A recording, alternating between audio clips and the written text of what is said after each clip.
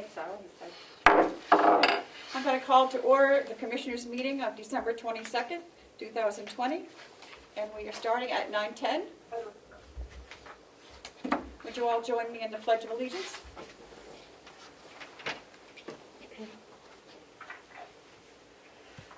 I pledge Allegiance to the flag of the United States of America, to the republic for which it stands, one nation, under God, indivisible, with liberty and justice for all. It's so hard I have to close hear my them. eyes. Focus. Okay. Oops. Do we have any additions to the agenda? No, we can talk about the non-public when there's time. We just have a short non-public request. Okay, one non-public, okay. Yes. And also, Madam Chair, just the county attorney had previously asked to reserve this room from 1:30 to 3:30 today. Yep. So I felt, given the last 2 weeks, how quickly your meetings went, maybe that would still be okay today. Okay. So, hoping. So we have to be out of here by 1 o'clock? Yeah, that would be really helpful. Because it's got to be sterilized and all that. Okay. Yeah. Okay, Thank you. I'll do my best. Okay, so we will go to the approval of the minutes of December 16th. And Commissioner Babson picked up his packet this morning. Okay. Madam Chairman, Yes. I'll make a motion that we approve them, but after corrections. Okay. Okay. I'll second that for discussion. And David, what would you like to have amended? Somewhere in these 4 pages, I read about my not approving elected officials paying for, using taxpayer money to pay for Christmas cards. But I also was very adamant that I didn't have a problem if they did it with paying for out of their own pocket. And I'd like that to put in the notes. I do object to paying the taxpayers paying, but I don't object if they do pay for it themselves. Our chairperson is here, so she's going to take over the meeting. What are you doing? We are right now just looking at December 16th minutes. Okay. I apologize for being late.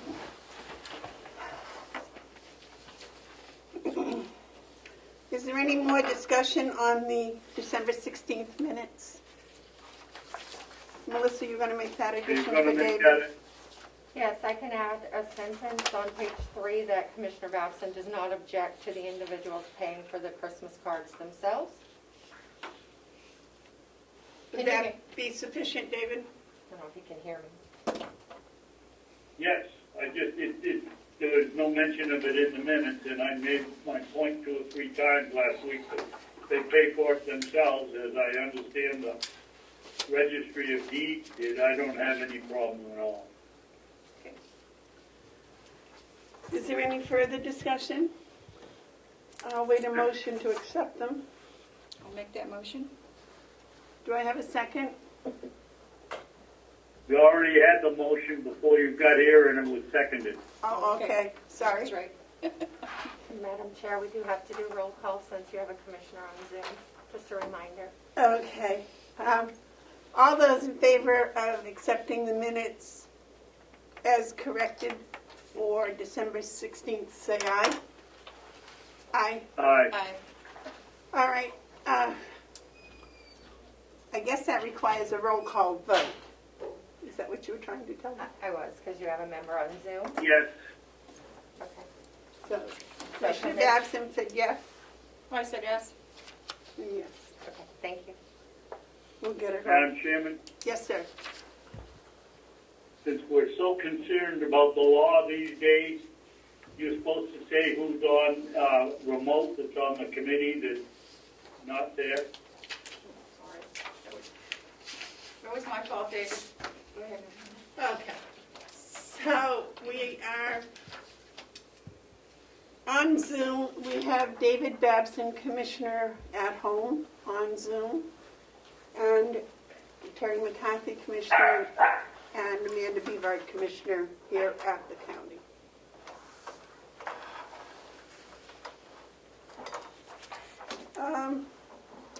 Are there any media questions? Yes, Bob?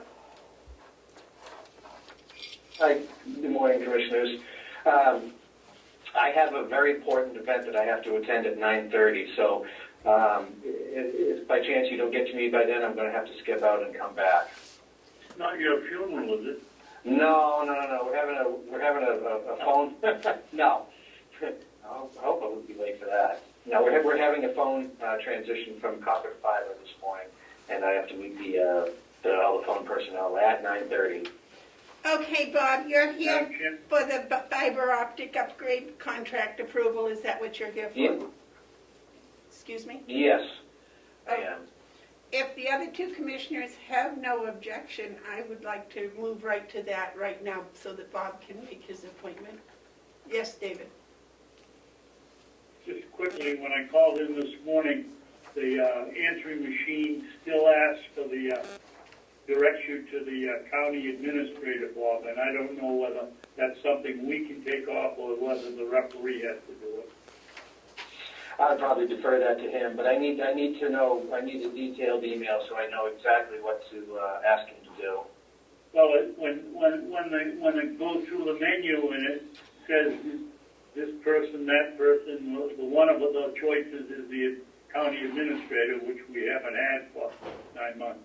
Oh, okay, all right. We'll look into that. Thank you. Would it be possible to replace that with county coordinator? Yeah, we can look at that. Okay. Absolutely. It's just a matter of changing the message and the destination. Okay. All right, so moving right along, if there was no objection to the fiber optic upgrade contract approval. Bob, you want to take that off? Take that away? Yeah, thank you very much for hearing me, Commissioners. Yesterday, well, let's back up. Last week, I asked the Commissioners for approval of the fiber optic upgrade, and it seemed like we were going in that direction. However, I had to explain a funding shortfall. We only budgeted $6,000 for it, and the project low bid recommendation was $12,587.56. So I had to confer with CFO Cullen, and we found the money, and we had to go to the delegation to get approval to redirect some funds, and we got that approval yesterday. So now it is up to the commissioners to give the final approval to moving forward with awarding the RFP. And to back up, I would like to recommend the award of $12,587.56 to Tri-Wire Engineering of Auburn, Mass.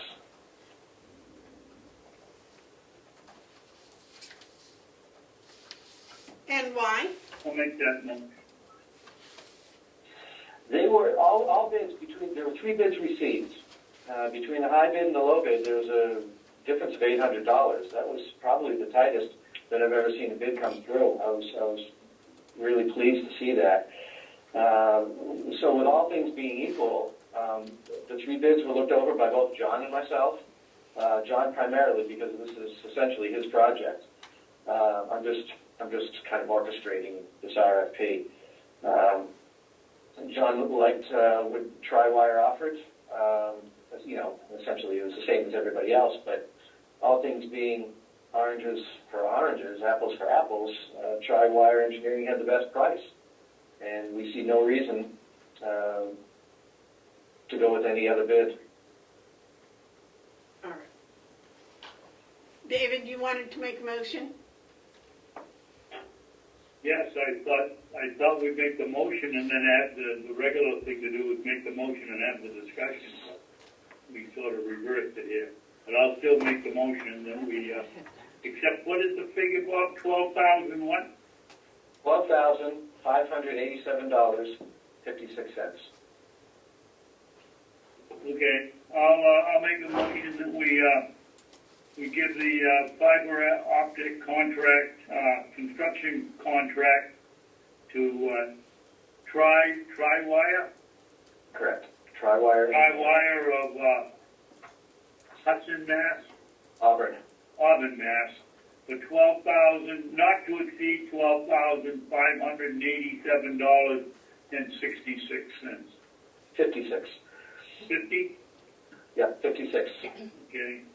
And may I have permission to sign on behalf of? And I will give, and permission to Bob Murray to sign the check. We're on No. a little here, To Bob. sign We the can take contract. I don't want to sign the check. I want to sign the contract. Sign the check or the contract. Yes, okay, sign the contract. Okay, I'll second. Motion's been made and seconded. All those, is there any further discussion? All those in favor say aye. Aye. Aye. Aye. All right, Bob, you're all Maybe a set. roll? Roll call. Oh, All right, thank you very we much. gotta do a roll call for each one, Yeah, we right? don't- Wait just a second, Bob. Sorry, yes. Yeah, go ahead. Commissioner Yeah. Babson? Yes. Commissioner Bevard? Yes. Commissioner McCarthy? Yes. Thank you. Bob, I haven't been here for a while, but could you give a quick update on where we are with the old nursing home? Did the engineer ever come back? Yeah, they came back with a budget estimate based on the plans that they gave us. Again, a very, very rough estimate based on our concept. And I think the next thing that we need to do is schedule another meeting, schedule another annex committee meeting. All right, I thought the last thing we did was ask the engineer about just doing offices. Did he come back with something for just the offices? No, we did not go down that road. Because I think I that's don't what, remember being asked. I remember we talked about it, but I think we thought that going anything any further would be we'd start being responsible for expenses to ask the architect to do things for us. I think we've overstepped our, not quite overstepped, but I think we've reached our limit for his gratuitous. because I thought the discussion said that we Work came already. to the conclusion that financially, the whole project wasn't going to be something we could do, but we needed those offices now, so that was what we would focus on. Am I correct? Correct. So I remember talking about it, but I don't remember a decision being made to ask me to talk to the architect about that. I may be wrong. I've been wrong before. Madam Chair? Yes. Bob, so the 25,000 that we put in was like a placeholder for, so we could start something if we get that in the budget next year? Yes. Is that what the 25 was for? Yes. Do we have any Yes. idea how much that would do? Probably not much, but. Well, you could do a fair amount with $25,000. Once we deliver a true factual concept, we can have the architect start coming up with proper plans. Okay. What he submitted to us so far was just concept based on our last annex subcommittee meeting, Okay. which was talking about the project in the whole. At that meeting, we had separated the office space from any daycare. So what you're saying, Bob, is we probably should have another meeting, right, of the annex committee? Yeah, if we're going to start defining directions, yes, absolutely. All we did at that one meeting was come up with a broad concept, and that's what we delivered to the architect, and that's what he delivered back to us. Should we set that up for us? Well, it'll be in your lap, so go right ahead. Ask him. Bob, would you be willing to set that up for us? The next meeting? Yeah, Okay. absolutely. After the first of the year. Yeah. That would be great. Yeah, I'd be happy to Okay. work on that. David, you had a comment? I have a question. Certainly. How can we move forward with the work of the architect when the committee hasn't even decided what they want to do with the building. I know there was discussion of the daycare center and offices, but are the two going to be able to operate there together? I think there's a lot more to go into this before we start paying anybody to draw things up until we know what we're going to do with it. I think that's what Bob is trying to point out. That's why he wanted to have another meeting with the committee to kind of decide the direction. Am I right, Bob? Yes. Yeah, we can't go any further without further direction. Right. Okay. All right. Anything else for us, Bob, today? Yeah, I just wanted to announce that at last week's commissioners meeting, we also talked about a phone system upgrade for Mountain View. And the commissioners had approved it contingent upon the delegation allowing me to spend the funds, which they did yesterday. So no vote is necessary by the commissioners today. You've already approved it. The condition has been met, and I've already got that ball rolling.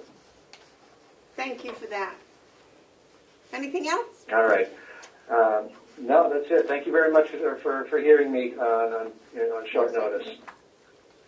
Do either of you have questions for Bob before he leaves? Melissa?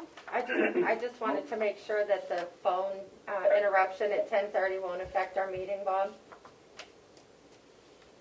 No, it has nothing to do with internet. Okay, thank you. Although you are using a phone, it's going to start at 10:30 at the nursing home, and you are using a phone on that. I can see right there on the table in front of Commissioner Beavard. Right. Yes, it could possibly interrupt the meeting. It would only be for a few minutes, and before we flip the switch, I'll check in with you guys. Okay, you could text me. Thank you. Thank you. Thank you, Bob. All right. Thank you. All right. Thank you. All right, back to the agenda. I think we left, did we have any media questions? Public input? The manifest approval for the week ending December 18th was $154,117.96.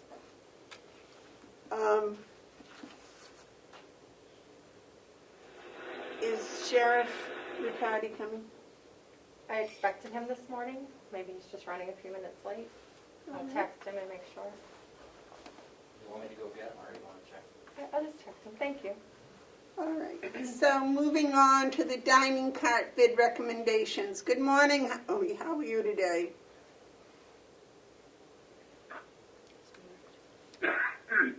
Now that I can talk, I'm very well. How are you? Good. Chris is just here. We were expecting Dominic to give his report first.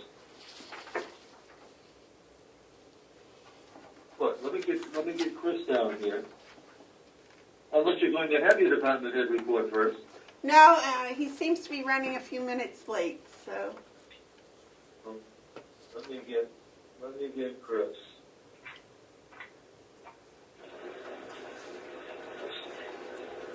If you have your minutes, you can sign. I'll just change page 3 that Commissioner Maxson requested.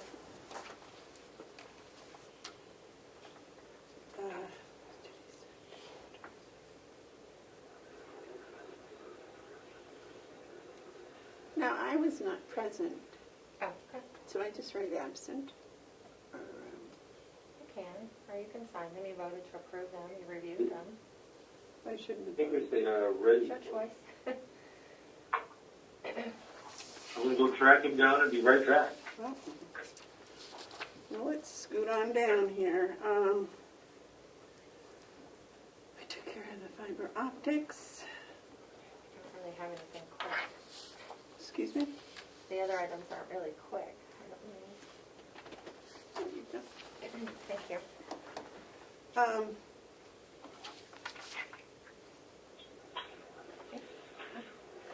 Did somebody just come on? No? Yeah. Okay. Fergus, are you ready to give your report? I can start, sure. Sure. Okay. Please, if you would.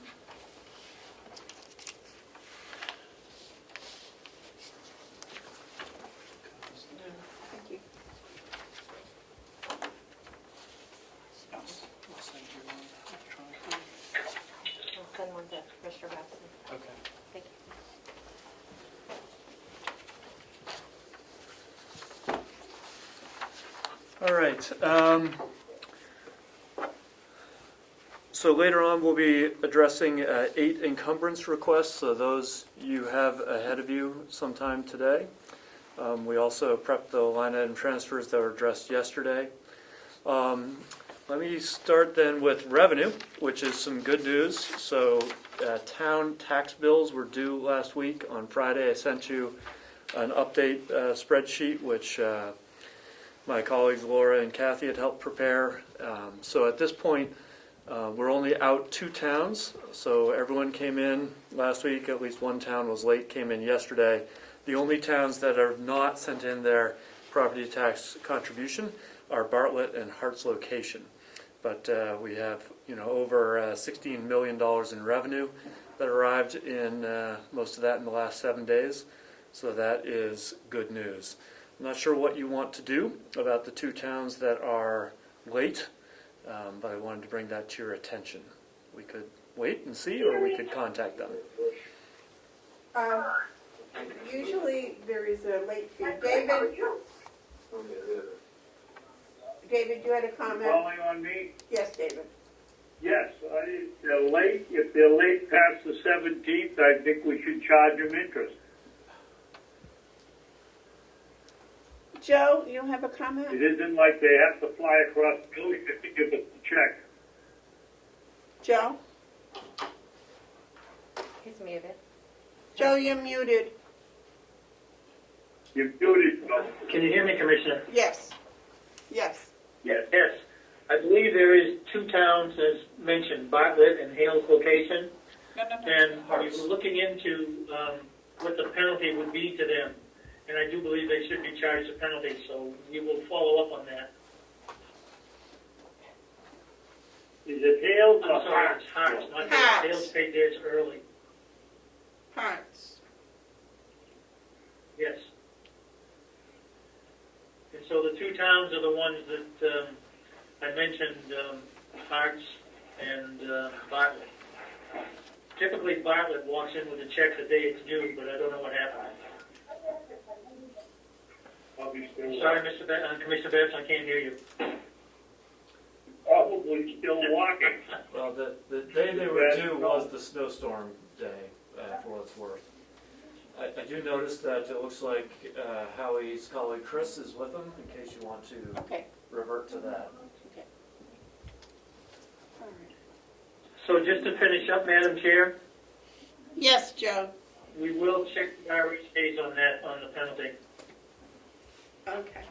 How are you and Chris all set?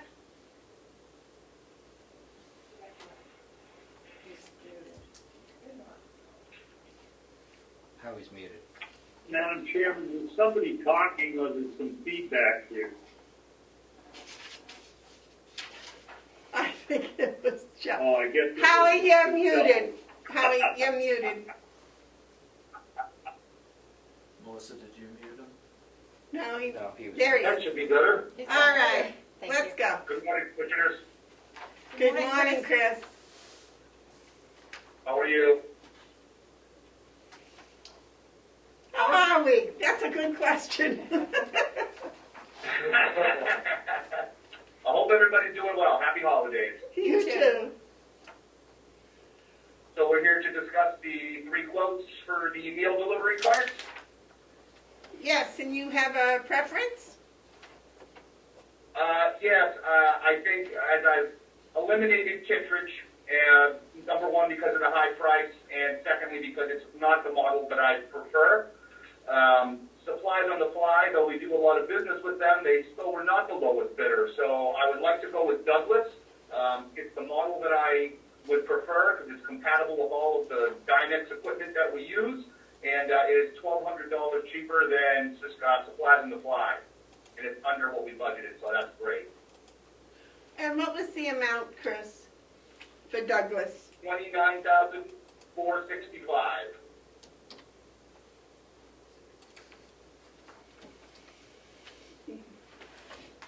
Would one of the commissioners like to make a motion? I'll make a motion to accept the bid from Douglas Equipment I think it was, is it for 8? How many was it for, Chris? Yeah. 8. For 8? Yeah, 8. Yeah, for 8, what would we call them? Dining car. Yeah, meal delivery carts, Dinette. dinette carts, okay, for the price of $29,465, Not to exceed. not to exceed. Thank you. And you want to give him permission to, Oh, do you also need permission to sign the contract? Yes. motion's been made, do we have a second? David, you're muted, do you want to second it? Yep. Okay, David, second it.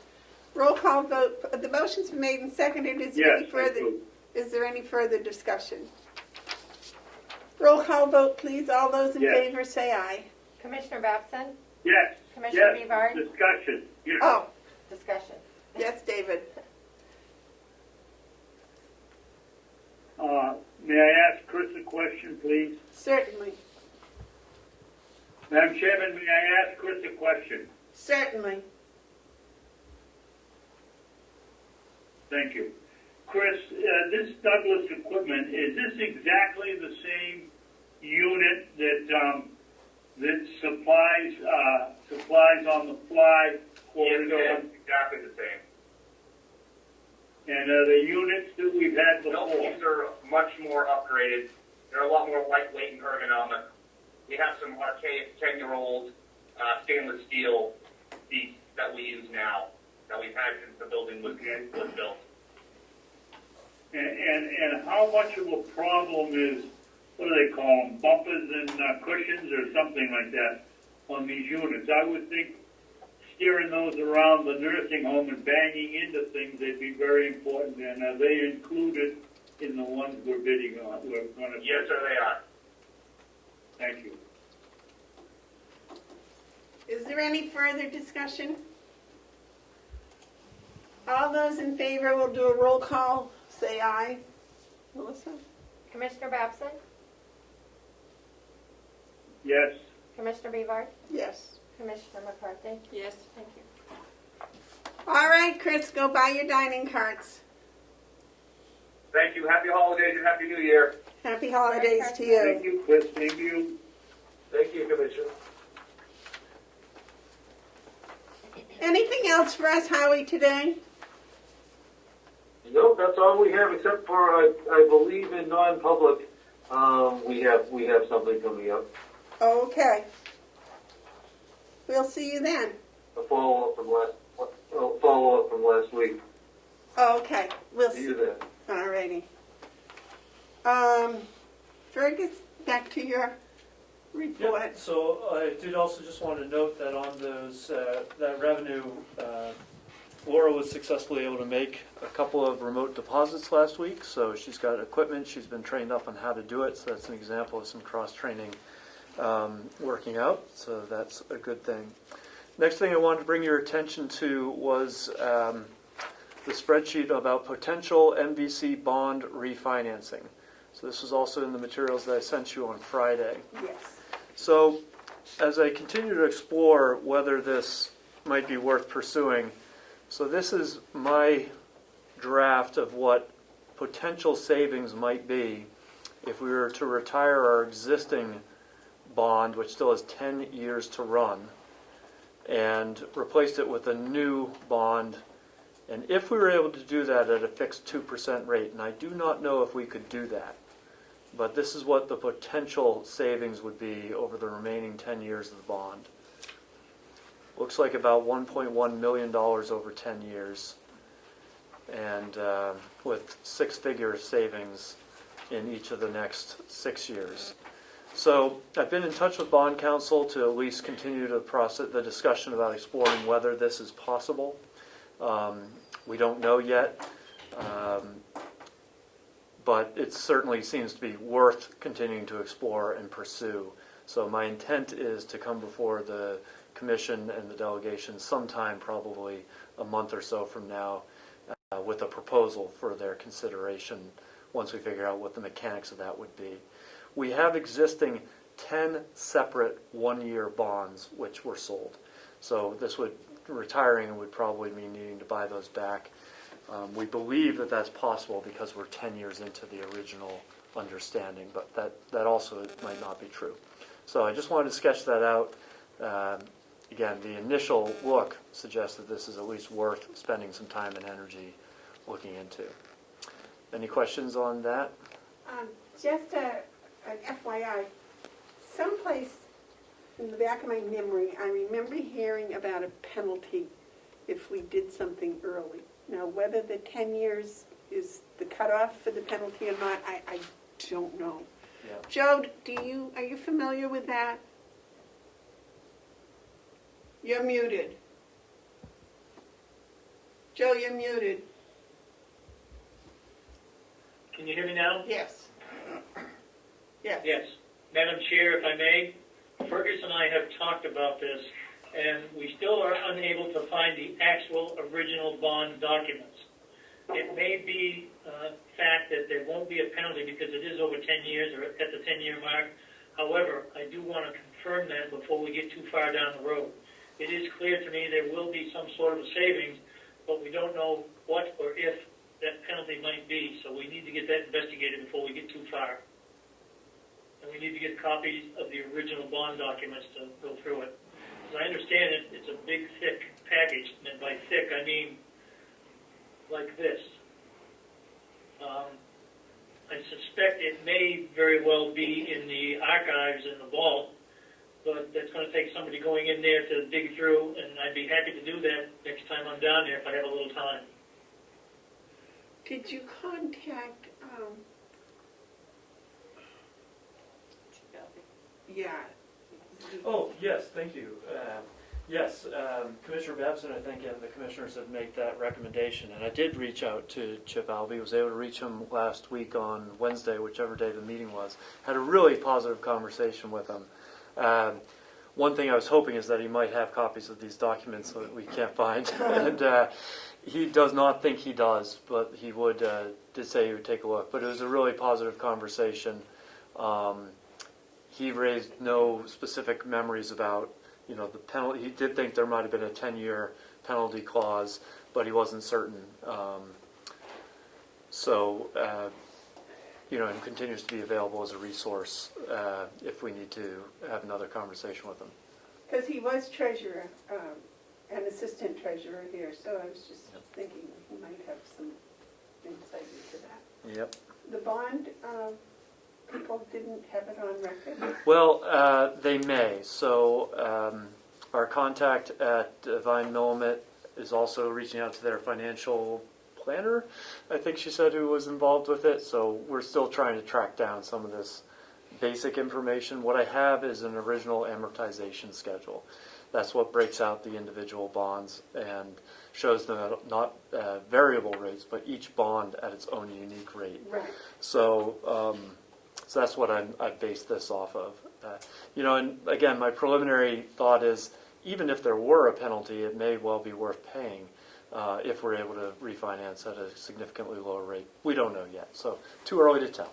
Lisa, down in the Registry of Deeds, had been in close contact with the bond people for a couple of years now. She might be a resource as to some of the better contacts, etc. She is, and thank you for that suggestion. I have had conversations with her, and that's why we think there is a shot that we could get a rate as low of 2% based on what the conversations that she's had.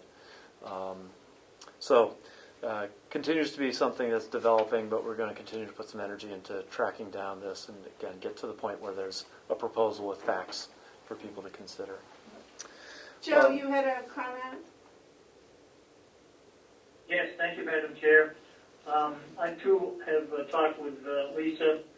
And she brought up the very interesting fact that the bond rates were considerably lower than the 2% mark on what she was looking to try and do with the archives and a bond for that. And at this point, I'm just wondering the possibility of maybe combining things and doing a bond for everything should that situation arise. I'm not suggesting we go do it right away, but it would seem to me that it would be more advantageous to us from a cash flow standpoint to do that should the situation arise. Well, I think that might be worth Basically, she's looking into at the very least. right. So it's clear to me that we do need to do some more legwork on this before we get too much further down the road. Well, it sounds like Fergus has already made a pretty good start, so all things take time. Moving on to number 7. So some positive news. We did receive the draft 2019 audit financial statements that arrived on Friday. I forwarded that to you also on Friday evening. I'm still reading through them myself. There's not a management letter here, and so I don't know if we're ready to have a sort of another discussion about that.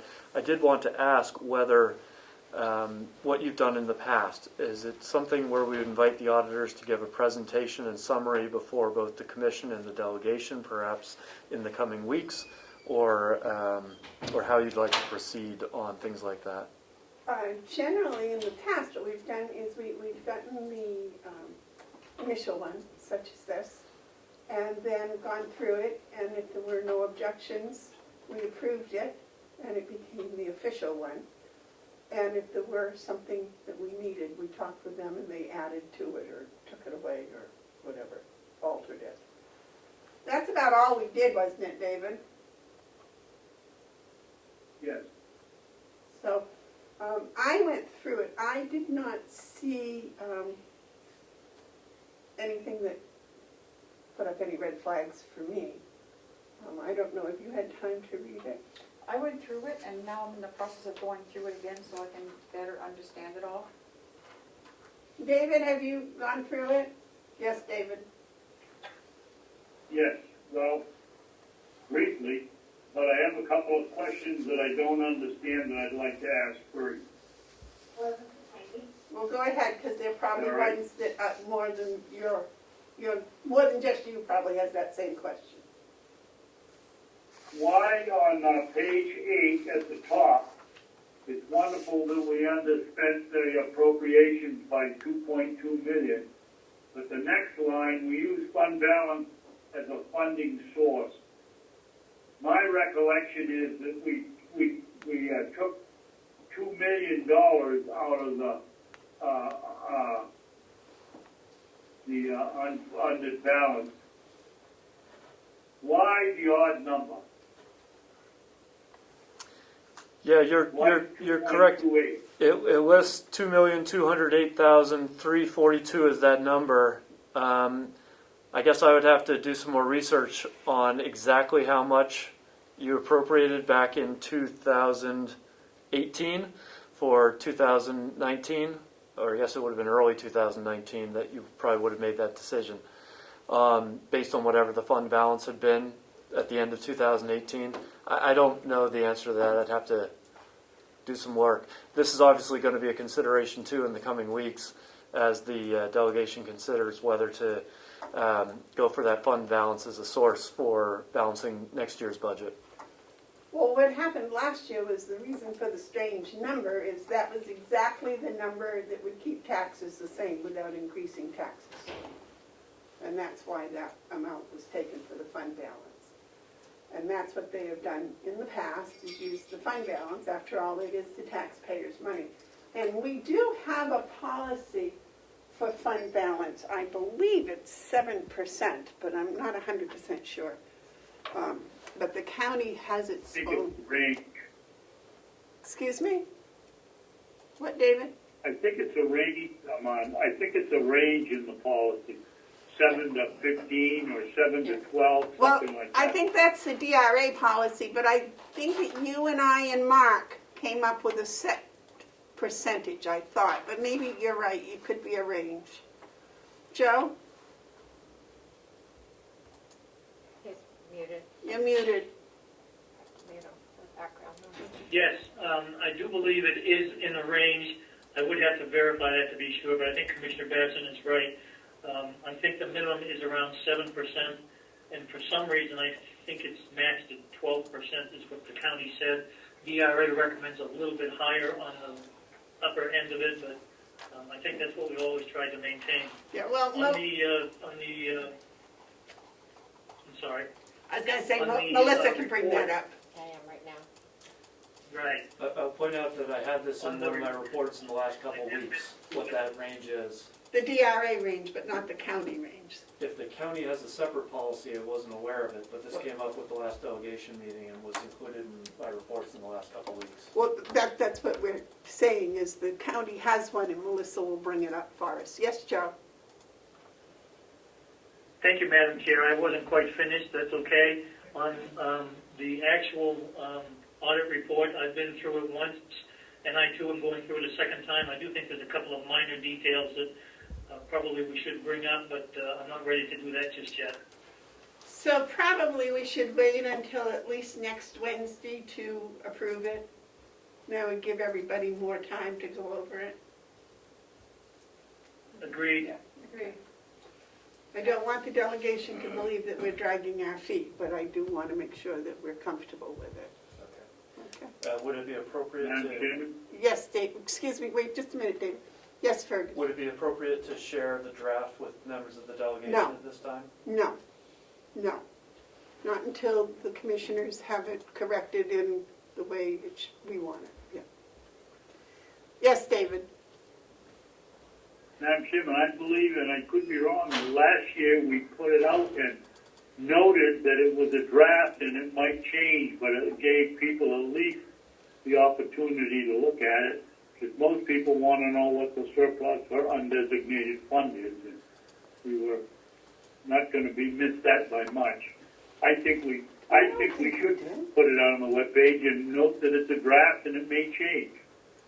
I didn't think we did, David. I may be wrong. I'll have Melissa check and see, but I thought that was one of the things we said no because it was, we didn't know.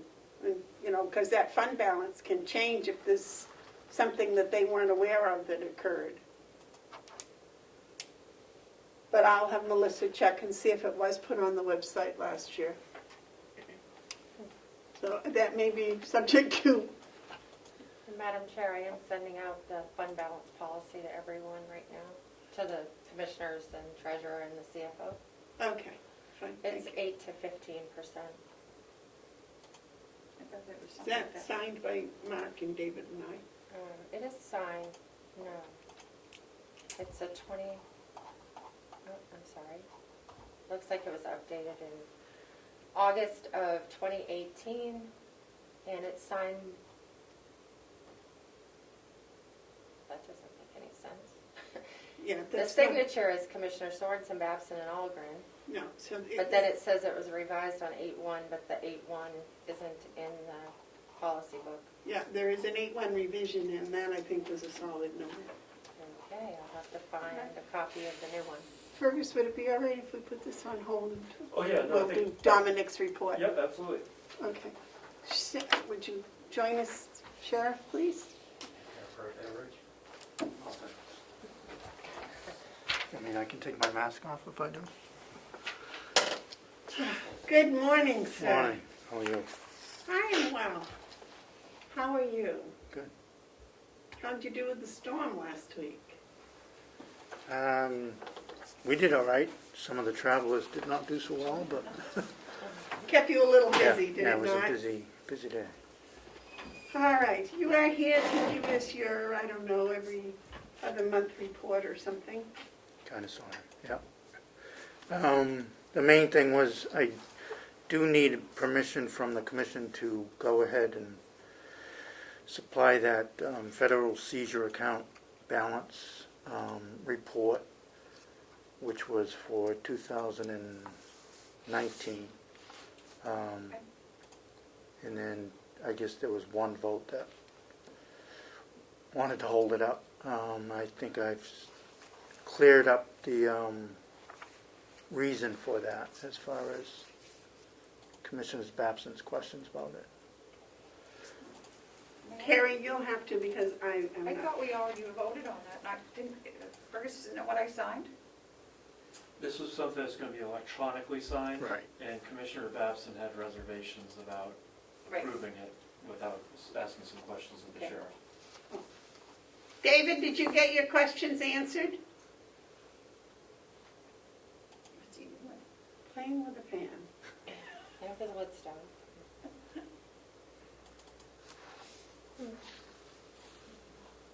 David, can you hear us?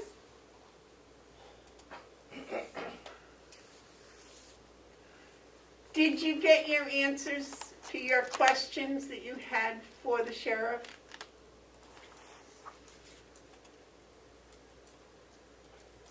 I'm sorry, but I was stoking my stove here. What were the questions that he's worried that I was worried about? I don't know, they were your questions. It was last week in regards to the equitable sharing agreement with the federal drug task force money, seizure money. Oh, yes, yes, I did get my answer. And I went in to see the sheriff and he explained it. I was wondering if it was RICO money, how it was divided up and who got it. And he explained in this case, in the case we were talking about, that some went to Maine, some went to New Hampshire, and some filtered down to us. So, state, yes, I did get my answer. So, do you remember what the motion was? Do you have that? There was no motion. The decision was to hold it until Commissioner Robson got his answers from the sheriff. And I just need approval to send the electronic signature page from the commission, being the governing body. And it would actually be my signature that goes on it and the finance coordinator. So, David, would you like to make a motion to approve that? Yes, I would. I'd make a motion that we approve and send the electronic signature to wherever it goes. I'll second. Is there any more discussion? Any more questions? Okay, all those in favor, roll call vote, say aye. Commissioner Robson? Yes. Commissioner Biebar? Yes. Commissioner McCarthy? Yes. Thank you. Okay, now back to your report. Okay. State cruiser bids have finally come around, mid-December. So we will now be able to put, well, we know what we want in the cruisers, so now we can basically have the people that bid on it put together a new bid, now that we have the bidding numbers. And we should be within range of what we projected. We had $58,000 for 2 cruises in capital funding. So we should be right around that, give or take a couple hundred, a few $100. So it's looks like. As far as potential, we could be surprised by some bidding, who knows. Will you be able to do that before the first of the year? Probably, depending on the cooperation from the dealerships. But the state awarded the bid to a company in Connecticut, which is kind of strange, but. Okay, because I saw that there's an encumbrance for the money, so I didn't know if you thought you'd get it spent before the first of the year, or if you As still far need as that. spending, probably not, but it may be the ordering is what we're going to shoot for. I would appreciate that. That would make the encumbrance all nice and neat. COVID vaccinations for the responders. We are in the plan of getting that done for our office, and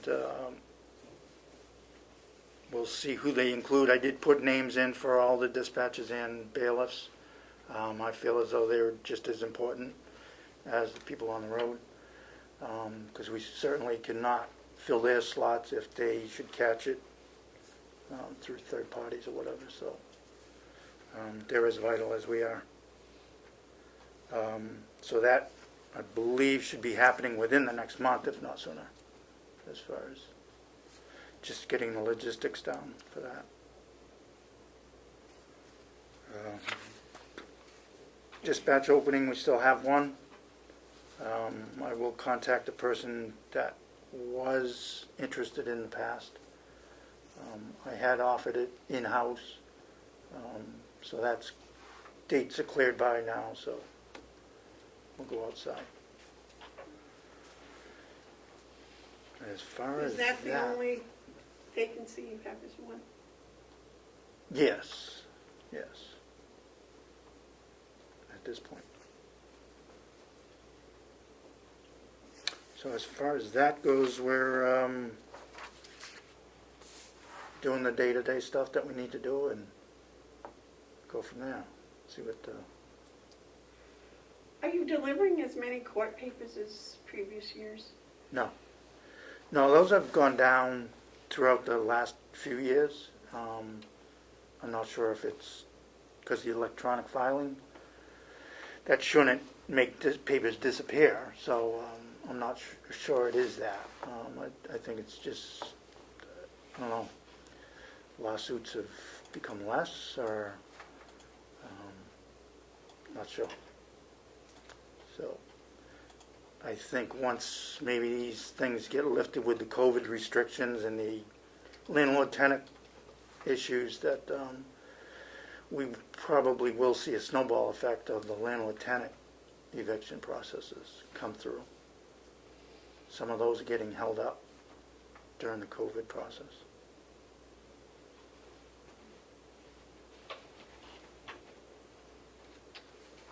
So what else are you doing down in your busy office? That is trying to stay on our toes.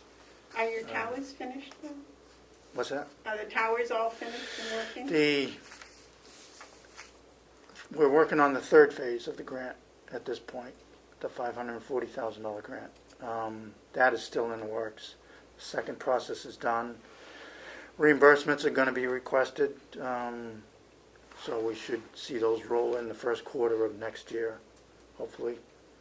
There's a lot of paperwork involved in that. Are you familiar with those, Fergus? Excuse me? His grant and how he gets reimbursed for it? We've talked a little bit about it. I am not fluent in it, but I'm at least aware of it. Okay, because that's $500,000, right? Yeah, it's actually over that. So, yeah, because the first one was $604,000, and then this 540 is going to be right on the heels of it, and part of it's already been put out. So in the end, it'll be over $1 million. That's nice. So, And the towers, some of the radios are working, right? The ones over towards the yes, forest? we have operations of what the second phase did, which was put the new tower up here and bring the tower up to Oak Hill in Madison. That was here. We already have seen a large difference around the county. Really? The Tuftonboro addition was done also, and that's had very good benefits as far as the town of Tuftonboro, Wolfboro area, so with communications. So Wolfboro uses our towers? No, it just, when they have to go on each other's channels, it helps out, and they'll be able to hear more on our channels also. No more dead spots? Well, you're always going to have dead spots, because you have areas that just don't have towers or wireless available, so. All right, any questions for Don? No. David, do you have any questions for the sheriff or comments?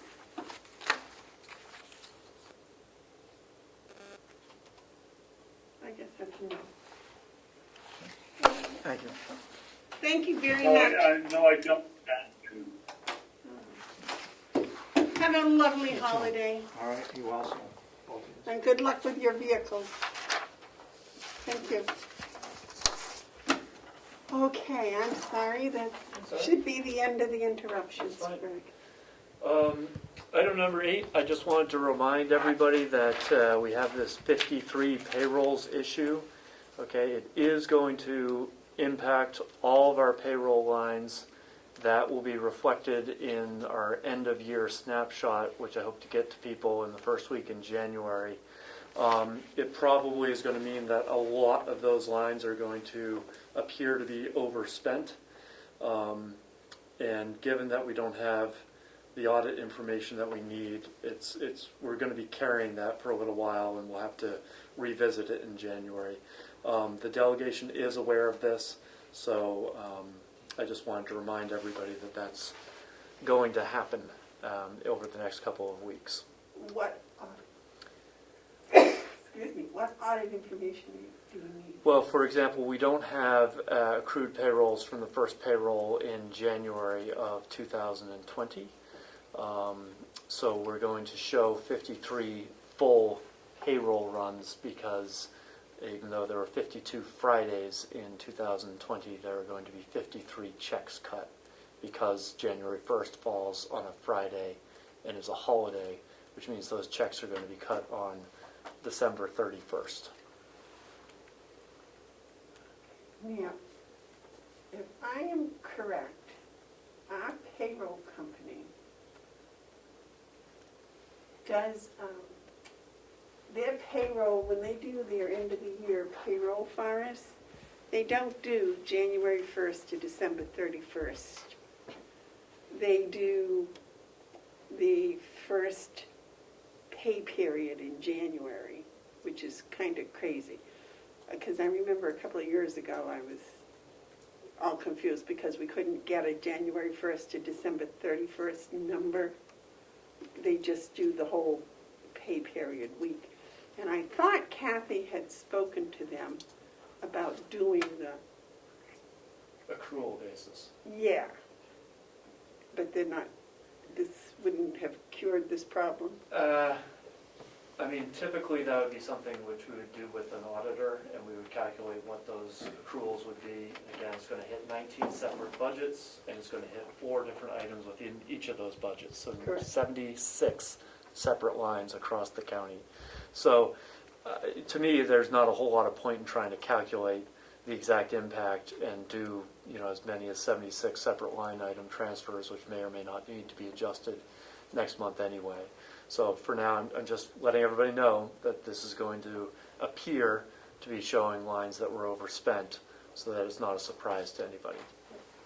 My confusion was because we put down an annual budget, and the annual budget supposedly is for 365 days of salary, and yet it really isn't. It's what we get from our paycheck. It's for 52 payrolls. Yes. And we're going to have an additional payroll. And it's unclear to me whether this was anticipated when the budget was put together a year ago. Probably it wouldn't have been because you just don't typically think about when does January 1st fall and what does that impact on checks. So, But most of the lines have extra money in them now that would indicate that it was.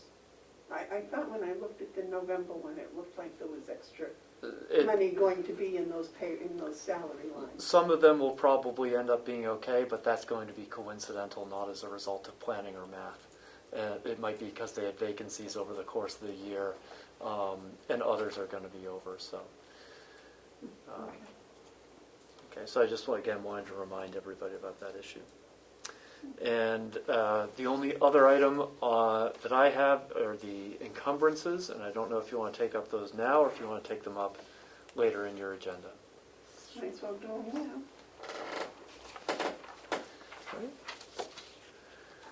There are 8 of them, and I believe you have them before you.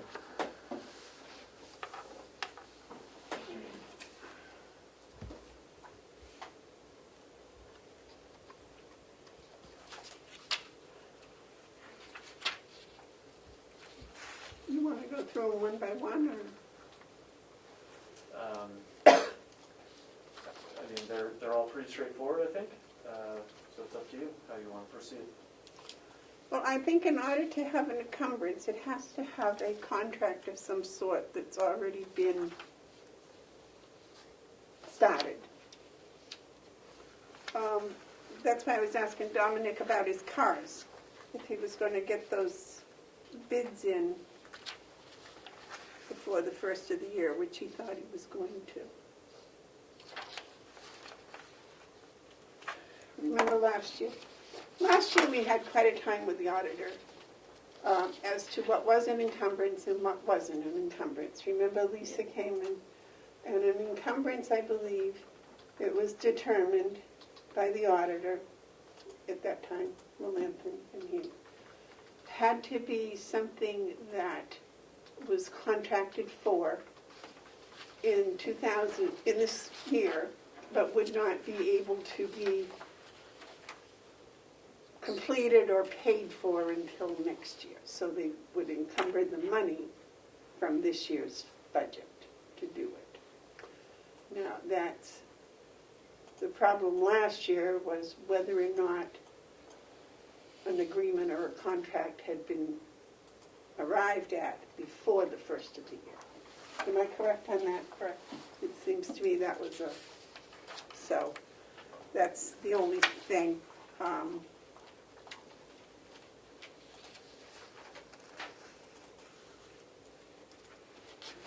So my only question would be, are these all have some contract associated with them, or do they meet that standard? If you're asking me that question, I don't know for certain. I know there are some, like number 7, for example, which is for civil commitment. We don't have a contract in place for that because we haven't incurred that expense, but we've spoken about the need to develop a reserve fund for such a highly variable expense. So this is a way of moving that process forward. Things like number 3, that's the sheriff's cruisers. So when we prepared this, the state bid was not out. Now the bid came out, I believe, on Friday last week. You know, we're not going to have these cruisers in place, so it's a precaution really to encumber the funds. Is there a contract in place? No. He said there would be one before the first of the year. Probably. So to me, this is an action just signaling that, yes, this is our intent on doing this. We all understand these were things that we had planned to take care of that are in process.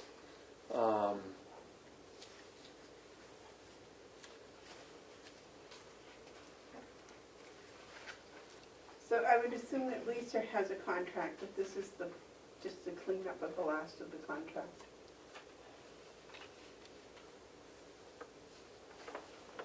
David, do you remember the discussions last year about encumbrances?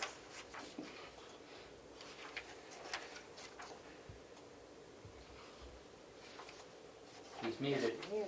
Oh, you're muted, David.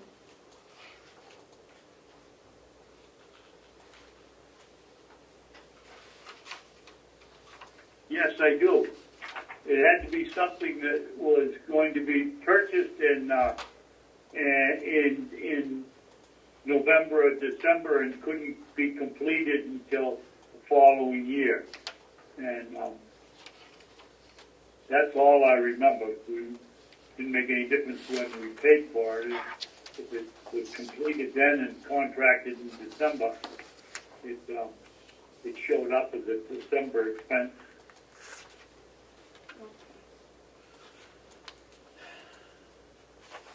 Is that what you were asking me? Yes, because I thought I remembered the same thing, but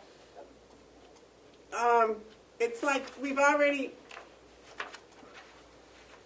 Well, I do know that on the 4th encumbrance request here, one is for the boiler room door. We already have that agreement.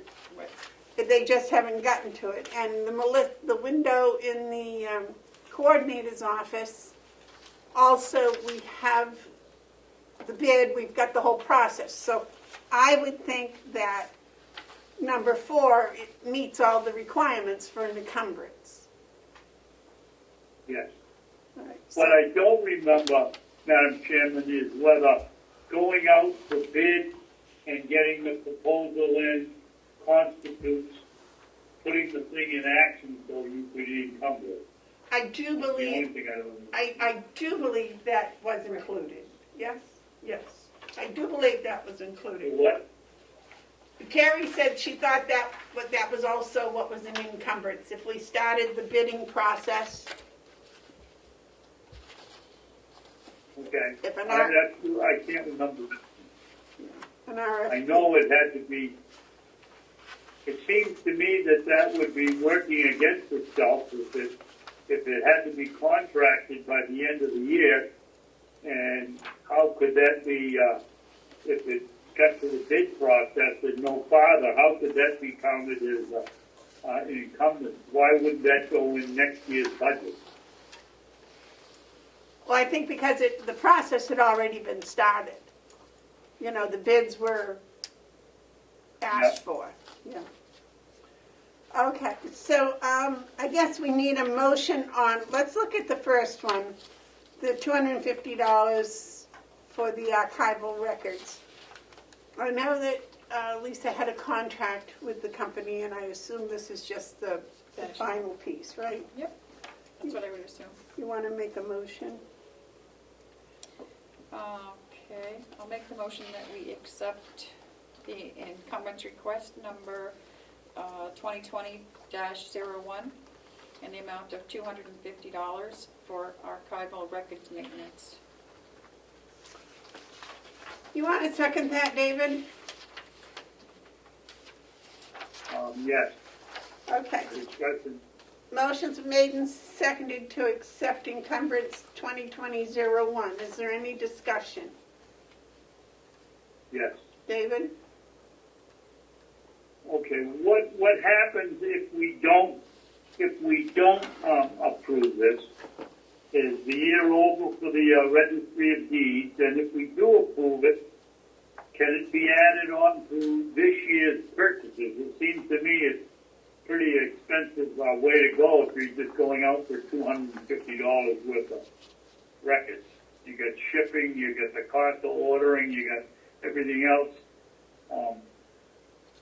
So I'm asking what happens with the $250 if you don't approve it, and what happens if you do approve it? Can it be added on this year's appropriation for records restoration? I mean this year, I mean December 2021. You have a clue?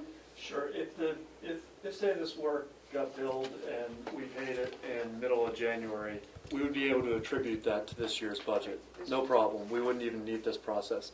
But we aren't sure when it's going to be completed. So it could be completed in, say, April, in which case we've closed the books and now we've got a problem. So that's why she's just being careful, and she doesn't want to lose that money and end up having to pay for it out of next year's budget. Does that answer your question, David? Yes, it does. Thank you. Okay, is there any other discussion? All those in favor, roll call, please. Commissioner Babson? Yes. Commissioner Bevard? Yes. Commissioner McCarthy? Yes. Do you have the originals, Madam Chair? I don't. Or does the CFO have them for them to sign? Oh, okay, who's got the original? And is it okay if we use Commissioner Babson's stamp? Can we sign these with your stamp, David? Yes, you can. Okay.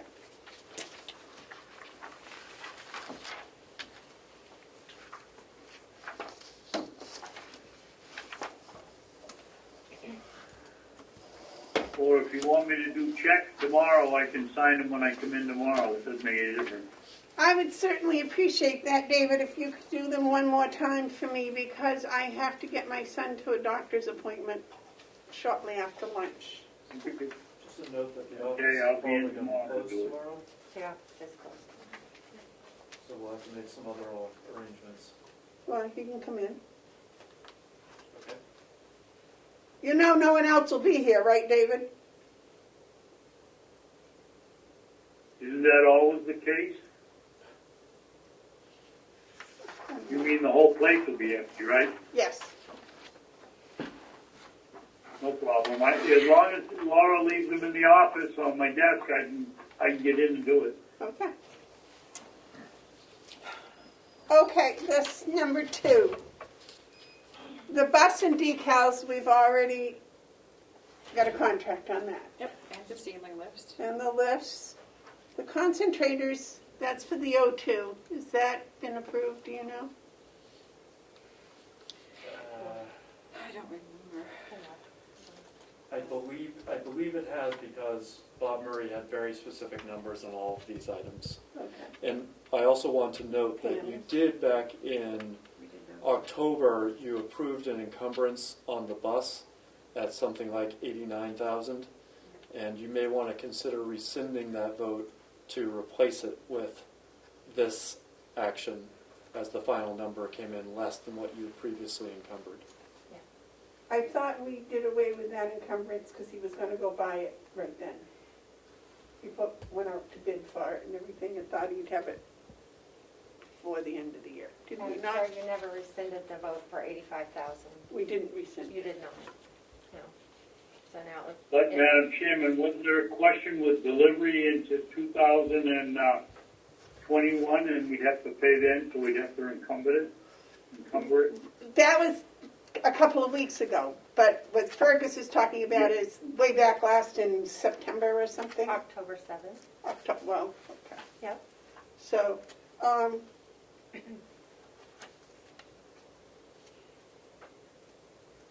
It would be cleaner, Madam Chair, if you would rescind that vote, I think. And then this sheet shows the exact amount that's needed, rather than amending your vote from a few months ago. does this include the exact, for all the decals and all the printing and all the writing and everything else you wanted on it? It does. That's the final amount? Correct, yeah. He's got an estimate on the decals, and this includes money to cover that estimate. The encumbrance we made back in October, did that cover, was that a covering building also? Or was that separate? It was separate. That was separate, okay. So let me see.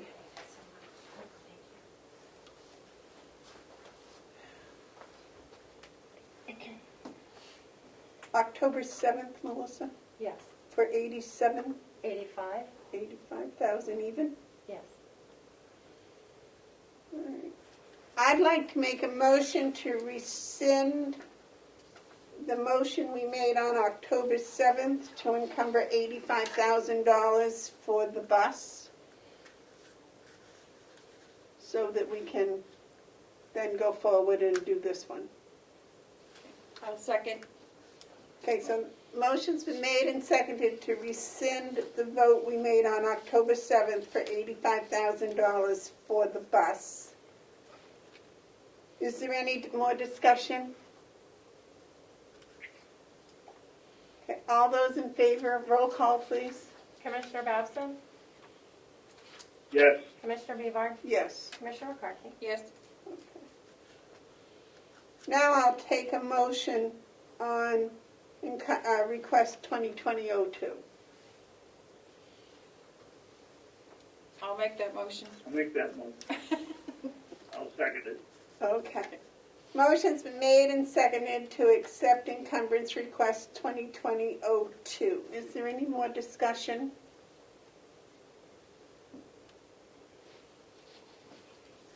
All those in favor say aye. Commissioner Babson? Oh, Yes. Commissioner Bevar? yes. Commissioner McCarthy? Yes.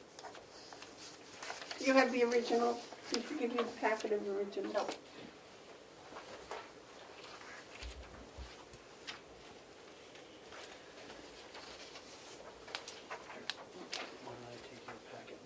Okay.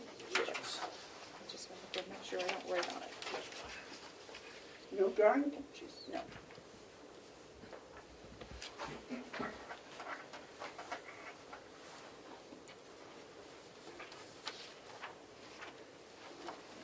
David, can we use you, are you going to sign these tomorrow?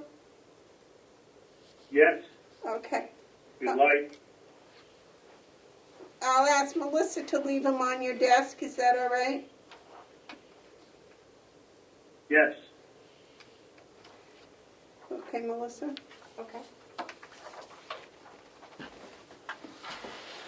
The next is the encumbrance for the sheriff's 2 cars, which, as you just heard, he intends to have ordered before the end of the year, but not be able to get them delivered.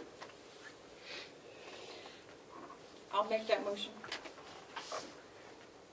You want to second I'll that? second it for discussion. Okay, motion's been made and seconded to accept request encumbrance 2020-03. Discussion, David? Yes, and looking at the sheet we have in front of us, budgeted amount 58, expense year-to-date 58, available 58. That doesn't seem to make sense Thank you, Commissioner. That unless he's encumbering one car. You raise a good point. I think the expense probably should be 0. I think that's correct. That's what I would have thought. Sorry about that. I think that's my mistake. Okay. You want to just put 0 on that official one you have? Is that okay? Any other discussion? All those in favor, roll call, please. Commissioner Babson? Yes, Commissioner Bevard? Yes. Commissioner McCarthy? Yes.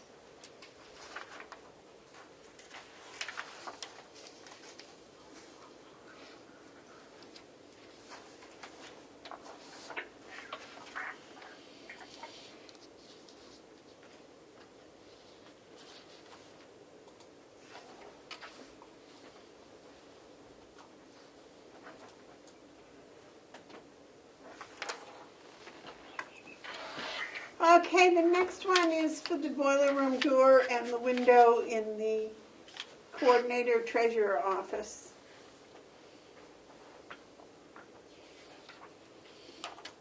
We already have stuff on this, right? Yeah, yeah. Okay. I'll make the motion. You want to second I'll that? second it. Okay. Motion's been made. Discussion, yes. Yeah, motion has been made and seconded to accept encumbrance 2020-04. Is there any discussion? Yes. David? Yes. Why, the boiler room door, and the window, we've got bids out, and I thought the boiler room door was completed. What is the expense that we've spent on those? Why $32.50? That was for the Is there a advertisement for the transfer? bid. That was the advertisement for the bid for the newspaper. Oh, okay, thank you. Any further discussion?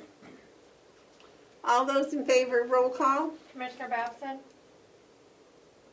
Yes, Commissioner Bevard? Yes. Commissioner McCarthy? Yes.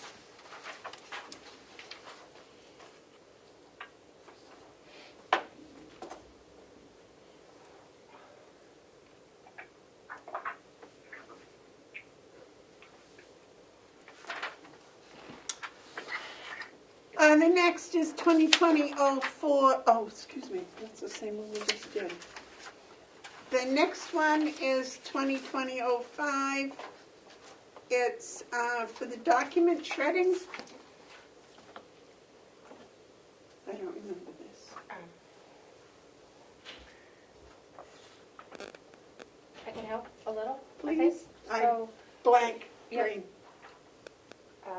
Bob Murray had put in the budget to have the dumpster out here that's now outside the administration building hauled away to a specialized facility for shredding and disposal of documents when it's full.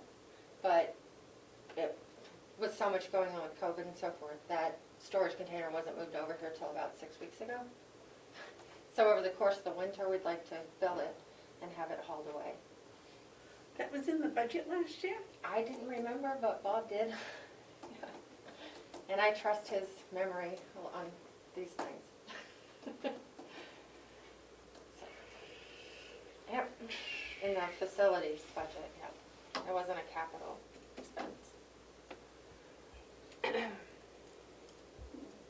Madam Chair, may I have a point of order? Sure. Thank you.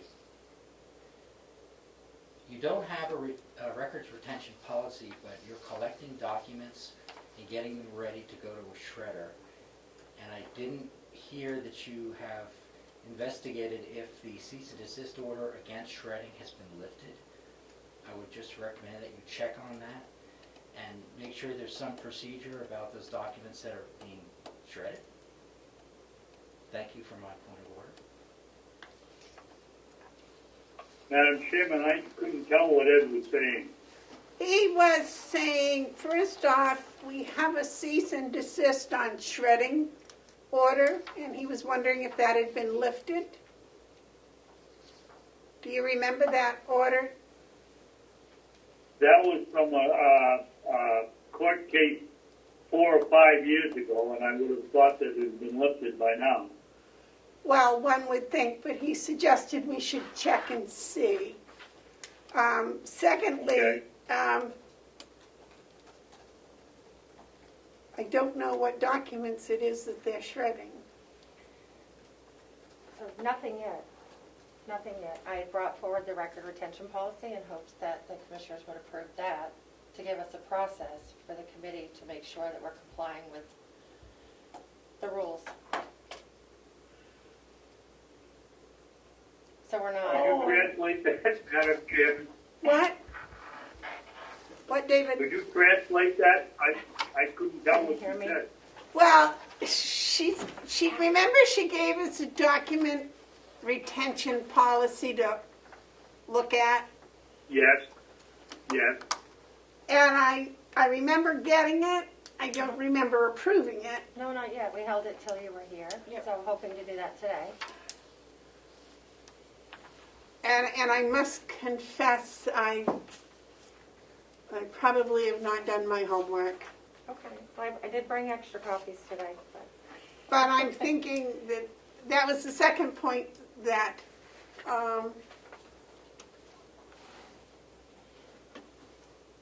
who do I call you now? That was brought up was we don't have a records retention policy yet. So why are we shredding documents if we don't have a records retention policy yet? So things seem a little out of order. Well, I mean, And but I know from what I've seen in that vault, something should be done. But those, I think they should be scanned before they're shredded. I've pawed around in there for a while, but I don't think there's anything in there that shouldn't be kept or scanned. But then again, I'm a historical, what do you call it when you, hoarder. There you go. That's it. And that's what that vault looks like, is a hoarder's dream. I don't know, and Bob's busy with his other meetings, so is it okay if we hold this one? This encumbrance? We have another week. Can we hold that another week? Is that not no bearing until Thank you. do a little more research and maybe we can get that? All right. Thanks. Madam Chairman, I have another question on the discussion. Yes, sir. What, we have budgeted 53.6, expenses to date 109.4. What if we haven't started the shredding, we've only got a dumpster out there, what's the 109.4 being spent on?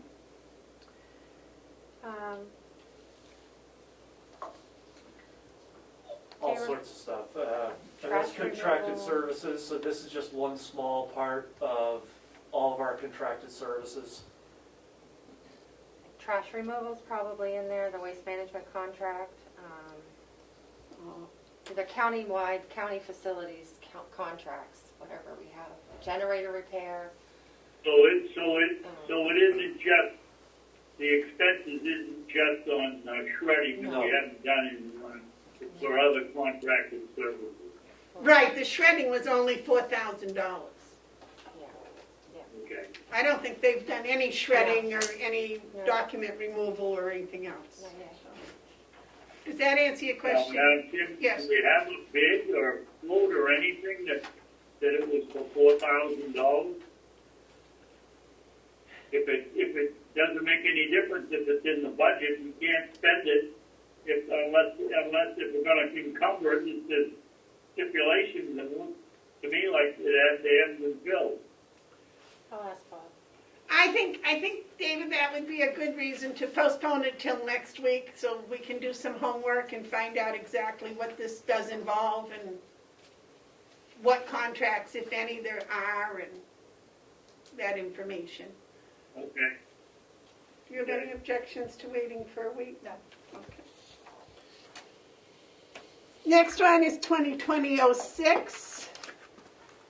Madam Chairman, you may want me to make a motion to table 2025 until next week, just so we have it in the record.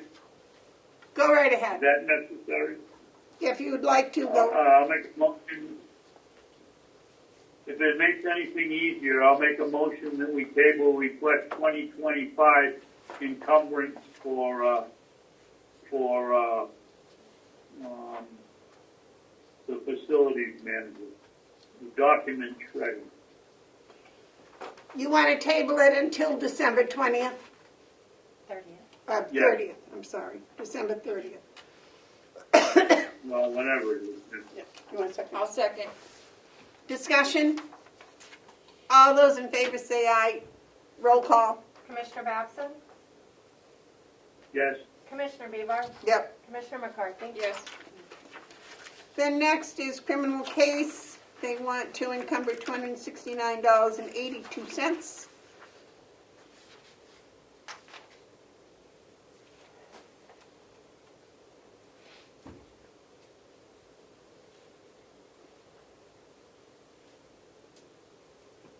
Either of you want to make a motion on that? Oh, I'll make the motion. I was trying to figure out what it was for. I'm sorry.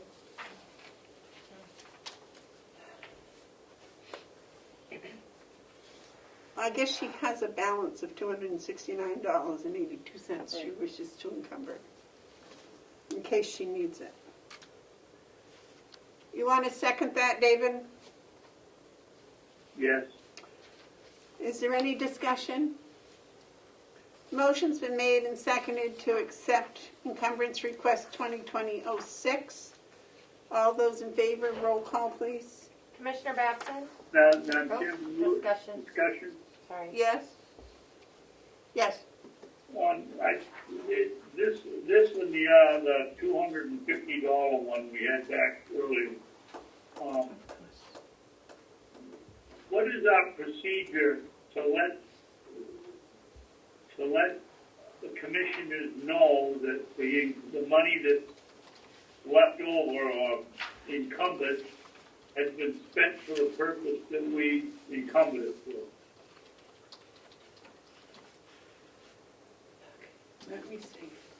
In the past, when the money is spent for the encumbered reason, it gets put into the budget and, gets taken out of this year's budget.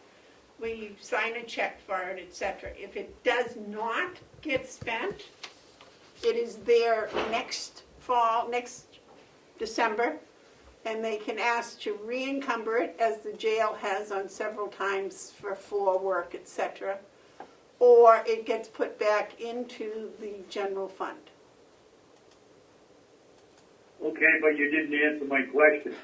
My question is, $269 or $250 or just a small amount, and it's being encumbered, what is the proof that when it's spent in this case in 2021, will we know that it was spent on the criminal case that it was encumbered for?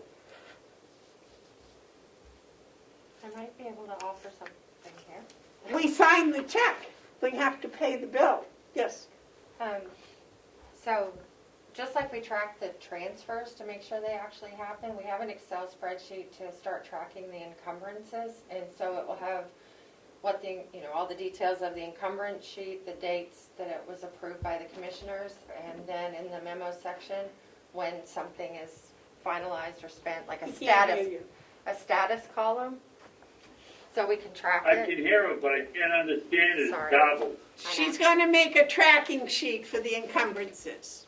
Yes, we already have Okay, that'll take care of it. Okay.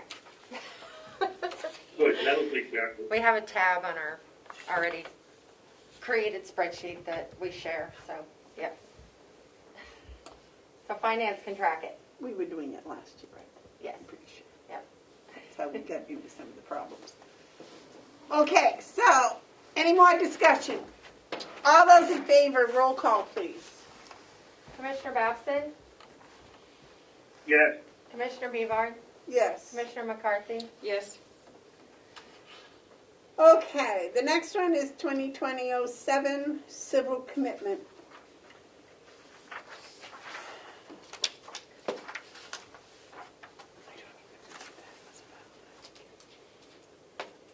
Fergus, would you refresh our memories, please? Yeah, so this is a line item which they did not need this year, which was partly related to COVID, but it could be 4 times this much next year, and we just don't know. So this is one of those line items where, you know, in my opinion, it would be in the best interest of the county to sort of have a reserve fund that acknowledges that this is an expense that can really spike through no fault of their own, right? It's not a management issue, not unlike, say, medical procedures with the jail. And suddenly you can be hit with an expense for tens of thousands of dollars that you didn't have budgeted for. And meanwhile, other years come by like this one where you have no such expenses. And so my feeling is that what we ought to do is start funding a reserve fund for this purpose, which would only be tapped when it's necessary. And one way to kickstart that process would potentially be use the $10,000 that was allocated for this year and not spent. In the meantime, the attorney has asked to at least encumber that funds, which might allow time for a policy to be developed, and perhaps in the future that money could then be transferred to seed such a reserve fund with the commissioner's approval, of course, and the delegation's concurrence. Oh, I remember. We went over this last year. Do you remember, David? no. You remember? I believe that at one time she had a whole family that she had to ship over here for witnesses. And it wasn't in her budget, and doing the flying them in and keeping them, and it was just a lot of money. And this is what she had asked last year, if she could have some money in there and to. I thought she was going to put it into a fund that would continuously keep adding to it. Not an. But we don't have such a mechanism in place today. So by encumbering the money, it would allow us to create such a mechanism. It's really a policy decision that would need to be made, you know, by the commission and I think with the delegation as well. Remember, there was something else we talked. Maybe it was the jail sickness policy. We wanted to put some money into a fund and just never, if we didn't need it, leave it there and then add to it each year. And I think that's what she was talking about doing with this. Having something where we could just have the 10,000 and then maybe next year add 5,000 to it. Or I don't know what she put in her budget this year for it, but there's something in there, I'm pretty sure. There is, and you know, it might be that you take your highest of the last 5 years and that's what you try and keep as an amount in there. And of course, you don't spend it if you don't have to. And then Right. if then you don't need to top it up the next year either. Do you remember that, David? Yes, so what, we put in something for this year when we passed in our budget for this line item, how much did we have in? I think it was 10,000, just like last year. I'm not sure. And I just note that the treasurer has a And stand. so this would be, and the encumbrance would make it basically, if it passes the delegation for 2021, it'll be a $20,000 fund Correct. to start with,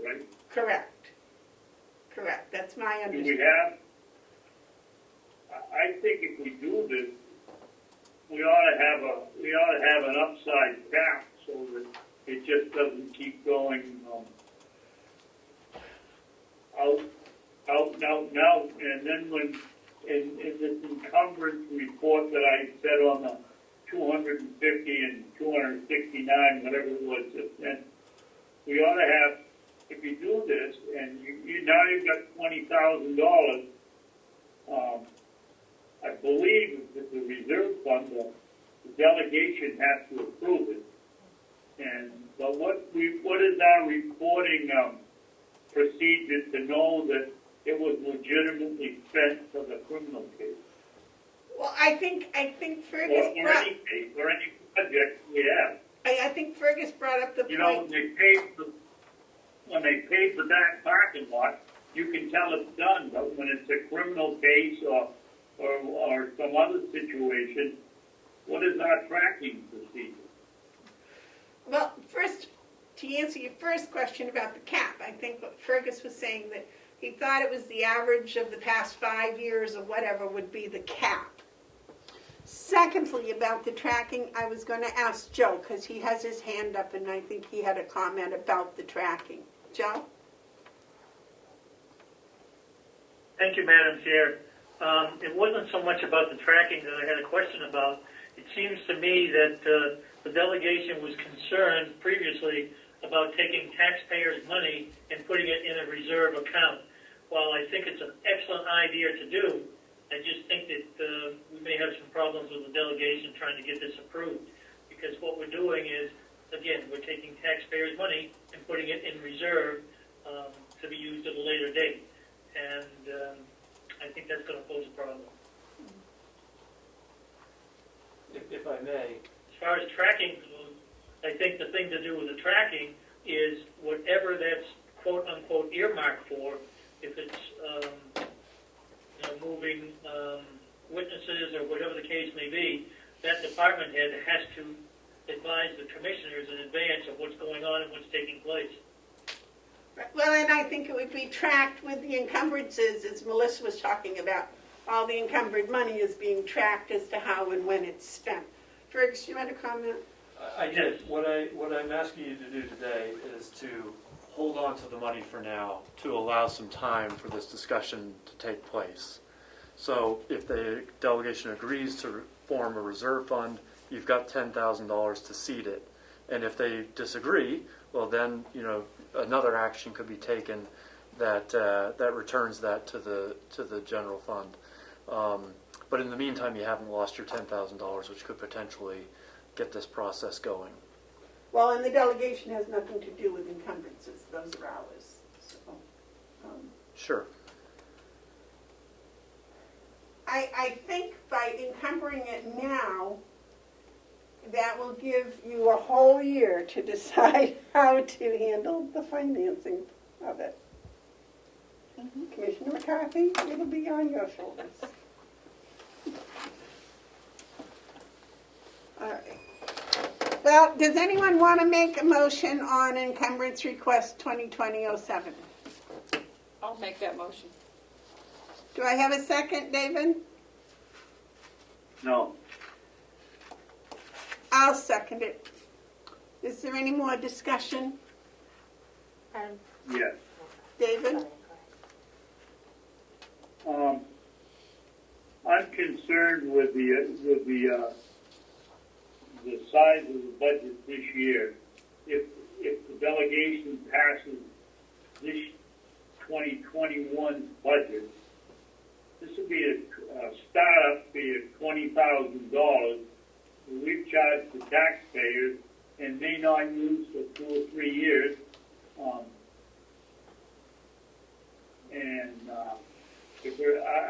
I'm going to vote no because I figure $10,000 is enough to start any case, and from there we could go to a supplementary budget or a transfer if needed. But to start off with a $20,000, I don't want to call it a slush fund, but it isn't. But it's a reserve fund to help out. I can't see doing it. to vote for the encumbrance of the 10,000 and leave it to the delegation whether to put another 10,000 in the 2021 budget. I believe we did put 10,000 into the 2021 budget. I think so. But part of me wants to say we put 2,000, so I'm not 100% sure on that one. But that budget has been done, we've done our budget, we passed it in, and it's up to the delegation now to do whatever they wish to do with it. So, I mean, we had our meeting for the public, and they got to see what it was, and so we've done our due diligence, and now it's up to the delegation. Yes, David? I don't have my budget book in front of me, so I can't look it up, and I can't shut this off because then I'll lose my Zoom. Can somebody look up and see what we put in for civil commitment? Because it's going to make a difference if I vote. If we only put in $2,000, I'm going to vote yes to keep it. If we put in 10, I'm going to vote no. Okay. Melissa? And Madam Chair, how would you feel if we put in 20? Because that's what you did. Put in 20,000? You did. For 41-1003? The third, yes, 03, civil commitment, 20,000. That was what was requested by the county attorney. So it would be 30,000. Well, no, because I think that 20,000 we thought was this 10 plus 10. And there wouldn't have been an encumbrance, because I can't imagine we'd have put 20,000 in on top of this. On top of 10, yeah. I don't, yeah. I just recall you having a conversation about setting up an expendable trust for this, so you can add to it over time. That has to be done separately with a hearing and so forth, but yeah. And I think that's what the 20,000 was, this year's 10 and next year's, and we figured we'd put it in as 20. So, David, you're very good. Thank you, because I can't go along with an encumbrance now if we've already put the 20,000 in to the 2021 budget. Joe? Thank you, Madam Chair.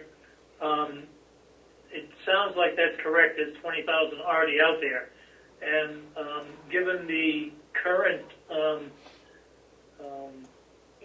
situation with the delegation, my guess is they're going to want to cut some of that. So while I'm in favor of putting money aside to do a project in the future, a good example of that was the generator. It cost the county several $1,000s before they could get their generator because nothing was put aside in advance to take care of that issue. In any event, given the current, I guess, taste or flavor of the delegation, I think anything of this nature is going to be difficult to get by. Just my 2 cents worth. Thank you very much.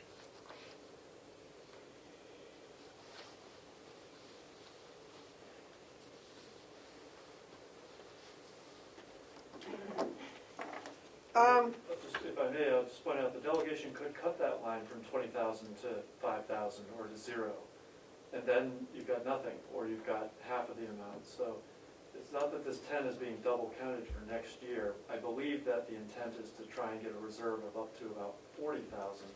That may be why the attorney requested 20,000 for it next year.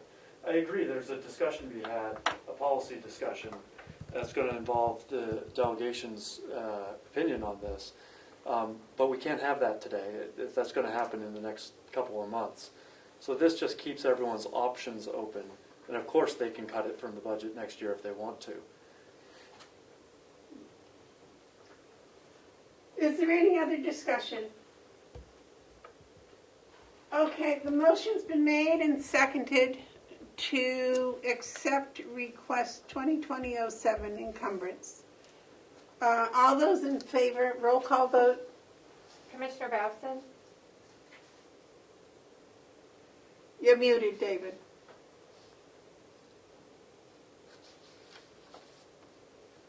No.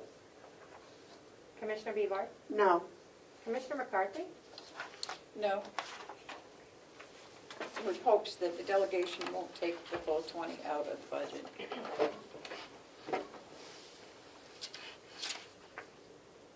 Okay, the next one is the sand, salt, and ash.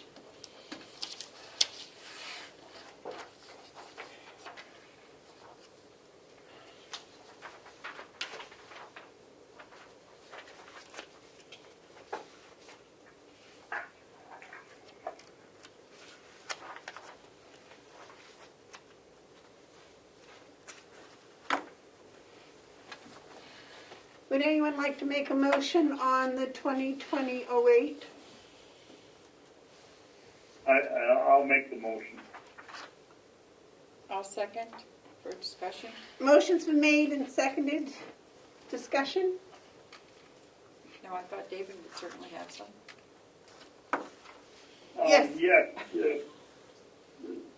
RMI was there last week or the week before and spread what they could, and then they had to stop because DES has regulations when you can spread wood ash and other stuff. So, and we need to fertilize the field, so or else our revenue is going to drop. And so I would think that we'd vote for the incumbent.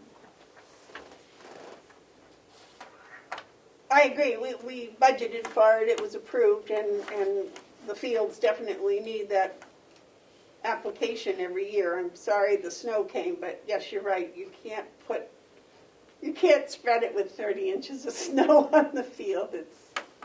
They frown upon it. Any more discussion? All those in favor, roll call, please. Commissioner Babson? Yes. Commissioner Bebar? Yes. Commissioner McCarthy? Yes. Is that the last one? Yeah. Okay, Fergus, would you like to go on with your report? That is all I had. Let me give these back to you. There you go. If you'd leave Madam those. Chairman, Yes, sir. David? while we're on the subject of encumbrances, have you had any discussion with Representative Avellini about our desire that they try to finish up a week early before the budget required to be signed so that we could have a real public hearing on the delegation budget? I have not. Have you, Commissioner? No. No, I think Well, that, we talked about it in several meetings, and I would think that either the chairman or the vice chairman would contact the new chairman and say, this is what we want. We believe it's bogus to call December 1st presentation of the budget to the delegation as a public meeting when nobody's seen it. It's just ridiculous, and we all supported asking Edie, Representative Demerit, to plan on getting done a week early so that we could have a true public hearing on the budget. have you got a schedule for the budget for the delegation? No, it hasn't been developed yet. Okay. No. I can do that this week, I believe. That'd give me an awfully good excuse to go out for lunch.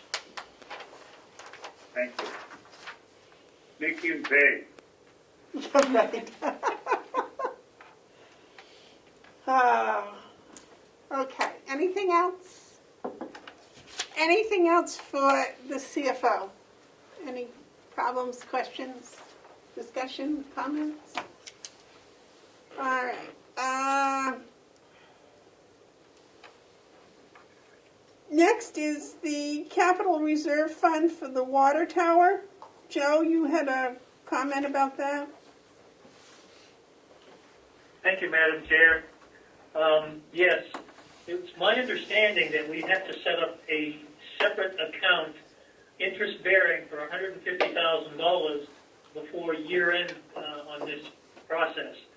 I had intended to do that yesterday. Unfortunately, Kathy was not there or available. But this needs to be done before December 30, before year-end. And so I'd like to know how you'd like me to proceed with this. Is Kathy here today? She is. Kathy is here today, Joe. You can contact her if you wish, today. Okay, I will do that. I have a question Yes. also about that. Where are we with getting an engineer to come and see what's going on with our water department and what the needs are? Yeah, I don't think we can do that until the budget's done. Did we put money in the budget for it? Yes, Yeah. put in 20,000. About that, yeah. Okay. Because should that be part of this fund? David, you had a comment? No, I said I thought we put in 25,000 Now, I believe it, for if study. I may, it was 20,000 for the engineer and 25 for the annex. I'm pretty sure. Okay. And what about changing the name of the reserve fund to make it coincide with what we advertise? That was Melissa's suggestion, I think. Yeah, you do have it, I think you have Yeah, the I think email. she's right. Yeah. It just seems really narrow that we would reserve it just for the tank repair and replacement when there's a whole system. But That's true. And maybe the study should be part of that whole it- setup. you would just need to have a public hearing to change the name or the purpose of a capital reserve fund. Just like in a town when you have to change purpose or names at town meeting sometimes. I think that's probably something should be done after the first of the year.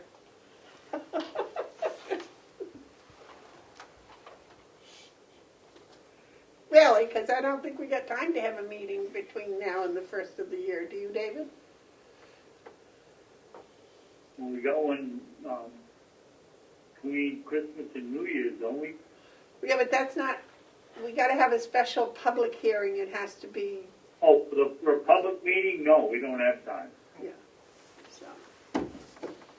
Okay. I would suggest that maybe we get Melissa working on setting that up. That would be right. Sorry? Yes, Joe?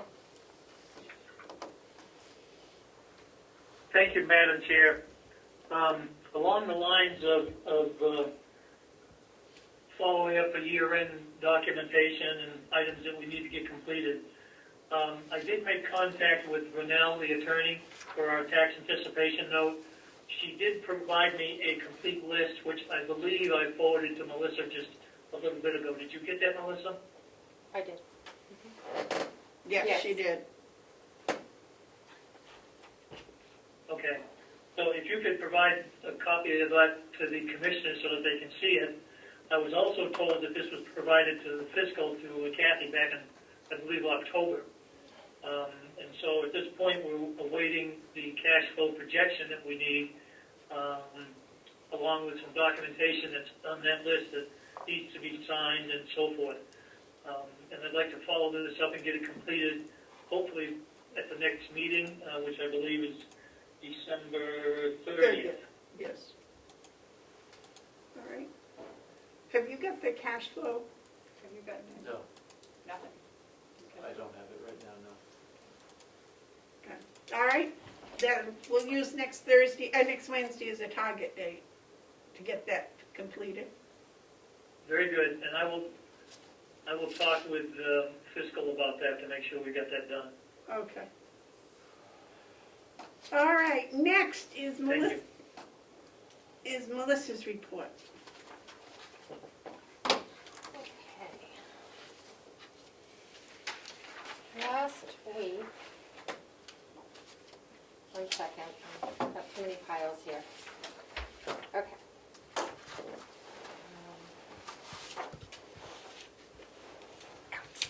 Last week I gave the commissioners 3 agreements that are related to the jail grants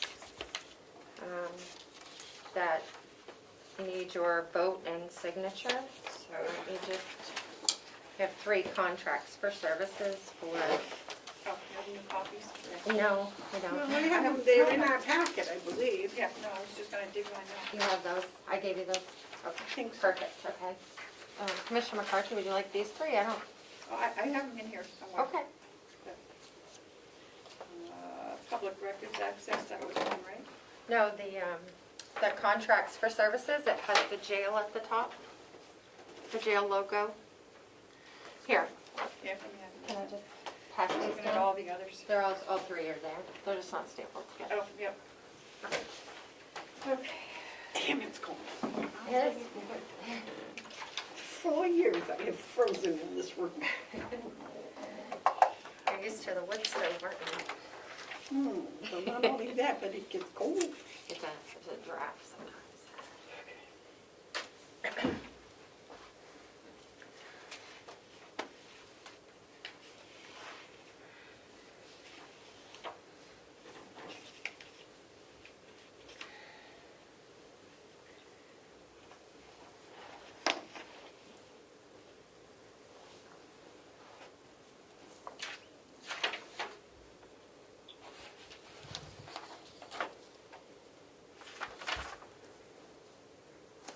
I believe this is all money that's going to be reimbursed with the PRIA grant. Yep, and the Justice for Mental Health grant, I think, is one of them as well. Kevin Warwick is under both, I believe. Have they gotten the money yet? No, this is part of the documents that Kevin needs to submit to the granting agencies. So they're, as part of the release of funds.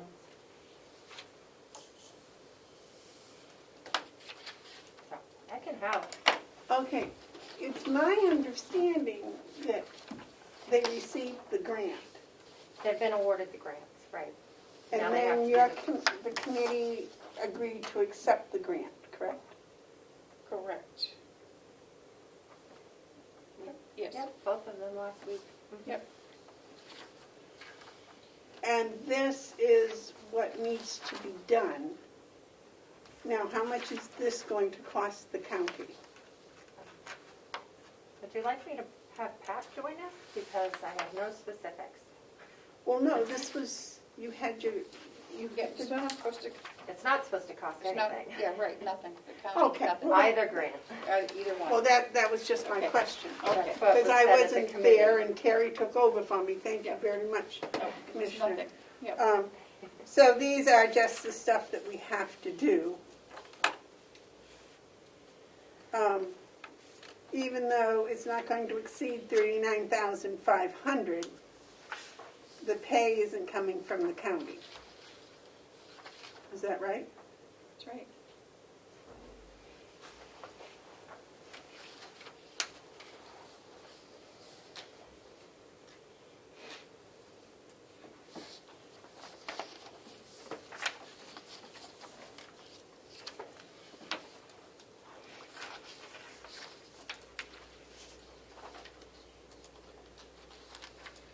And this is all money that's going to go to Kevin, right?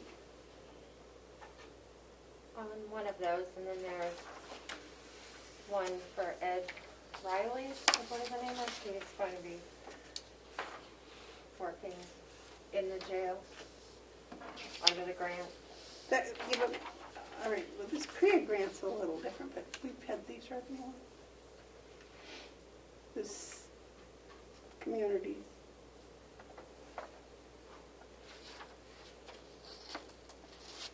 Two of these are the same.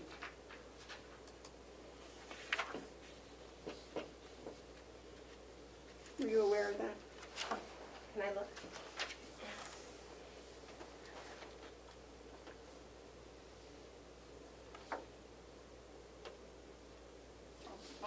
These aren't the same. You're just giving them. Or maybe you just didn't get, darn it. Oops. You've got, you've got, I'm sorry, you got two of the same one. But there are three separate.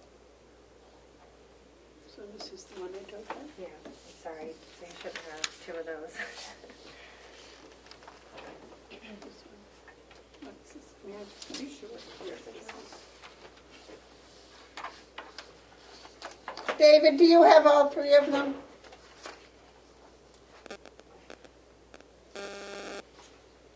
David, do you have all three of them? No, I don't. No, I don't. Probably not with them, but he received them last week. Because I brought home my what was on my shelf, and I didn't think to bring home last week's materials. Okay, so one's for 95,000, one for 39,500, and one for 10,400.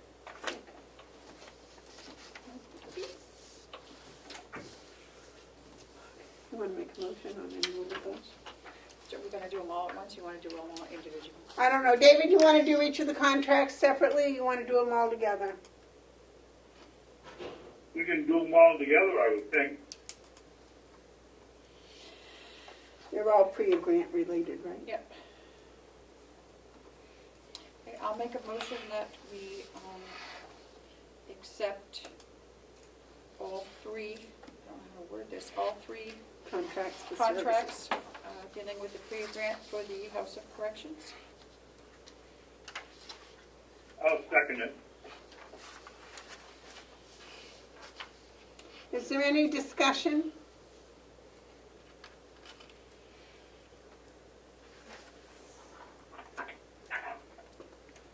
Okay, motion's been made and seconded to accept all all three contracts for services associated with the PREA grant. Roll call, all in favor? Commissioner Babson? Yes. Commissioner Bevar? Yes. Commissioner McCarthy? Yes. All right. Thanks for that. Which ones do we have to sign these? Yes, please. Which doesn't matter. Have you got originals? I think so, here. I think they all printed to look like originals, so. All right. Let's start signing. Let's see, I have one that has Kevin Warwick, who did not sign it. We require everybody to sign I them. usually sign them, yeah, he sent them electronically.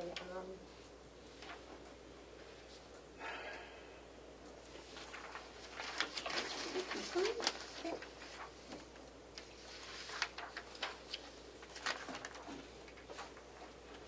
Send away with that driveway.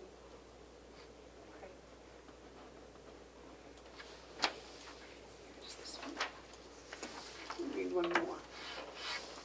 Which one do you have? It's not here. I got independent consultant on the bottom. It's this compensation. This is all you need? Right. Is this the one you need? Did you sign those other two? No, I just signed the one. Oh, Terry didn't sign those. Oh. Okay. You signed this one. Yeah, I signed one. Yep, this one. And I'll leave these David, I'll have Melissa leave them in on your desk with Okay, the, so this one I don't have to sign, because there's not my name on there, so that's this one. Oh, did your name get cut off? how come your name's not on there? Oh, it must have got cut off when it I'll just printed. If print you it. wouldn't mind just printing your name, thank you. This one. Okay.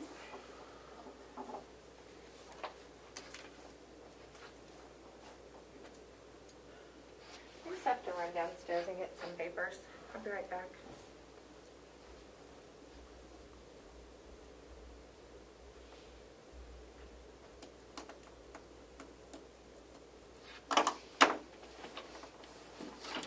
There's that one, just that I didn't sign. Okay. Well, look who's here.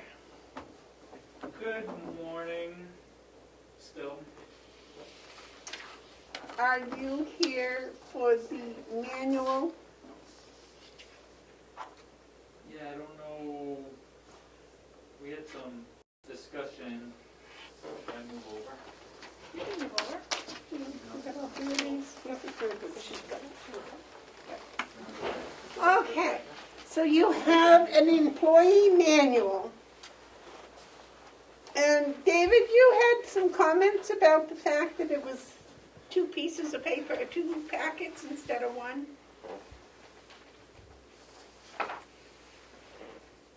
What was two packets? Well, we had an employee manual, and what was the other one called? We had the employee manual, and when I presented it last week for your approval, I had separated out the general policies section into a separate thing. Oh, okay, that's what you're talking about. Yeah, and the discussion was whether that was the best. Make it all one. Right. So I guess that's where we're. And now you put it all into one. Yes, yes, he did, and I like it, and I will vote for it. I'm not sure if that copy has it all in one, but I have it all. It will be all together in one. I think that's the one from last week, probably. Yes, it was just left on the table. Okay, my question is, does this have,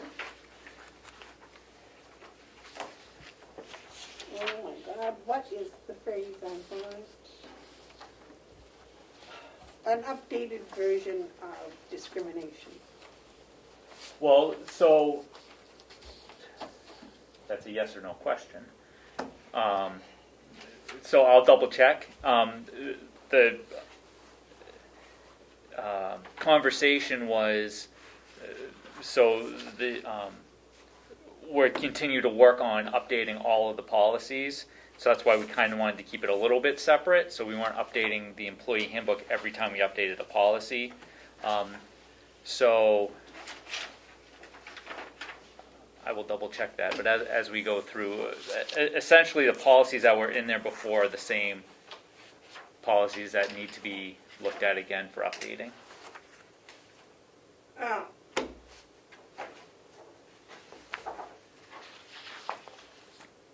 So No, you have kept the same statement of harassment and sexual harassment and right. harassment policy. Yep.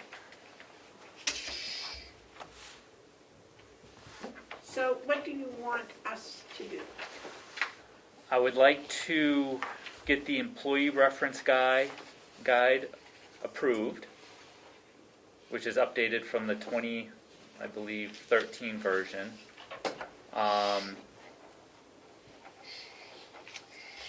Which is not in this piece, right? Which is, I think, what's in your hand is Oh. the updated employee reference guide. Okay. And then I will hand this out to current and new employees and have everybody sign off on it. And then as a supplement, we'll also pass out for new hires the general policies. But as we update them, it'll be a separate thing. So we're not having to update the employee reference guide every time we update a policy. But Commissioner Babson, I think I had originally said that we wouldn't hand out the general policies with new hires. We just have them reference either a link online or to see their department head. But we will hand out a copy like before. It'll just be separate, so we're not having to update the whole reference guide every time. And both are on the website? They will be once it's approved, yeah. Do you have any comments, Terry? No, I think Chris has done a lot of work on it. Looks very good. You didn't take the 2012 or 10 or whatever the last one was and just put 2020 at the bottom, did you? Well, for the, I will admit, for the commissioner's welcome message, it is plagiarized from the 2012 version. But the rest I tried to freshen up a bit and add some new information.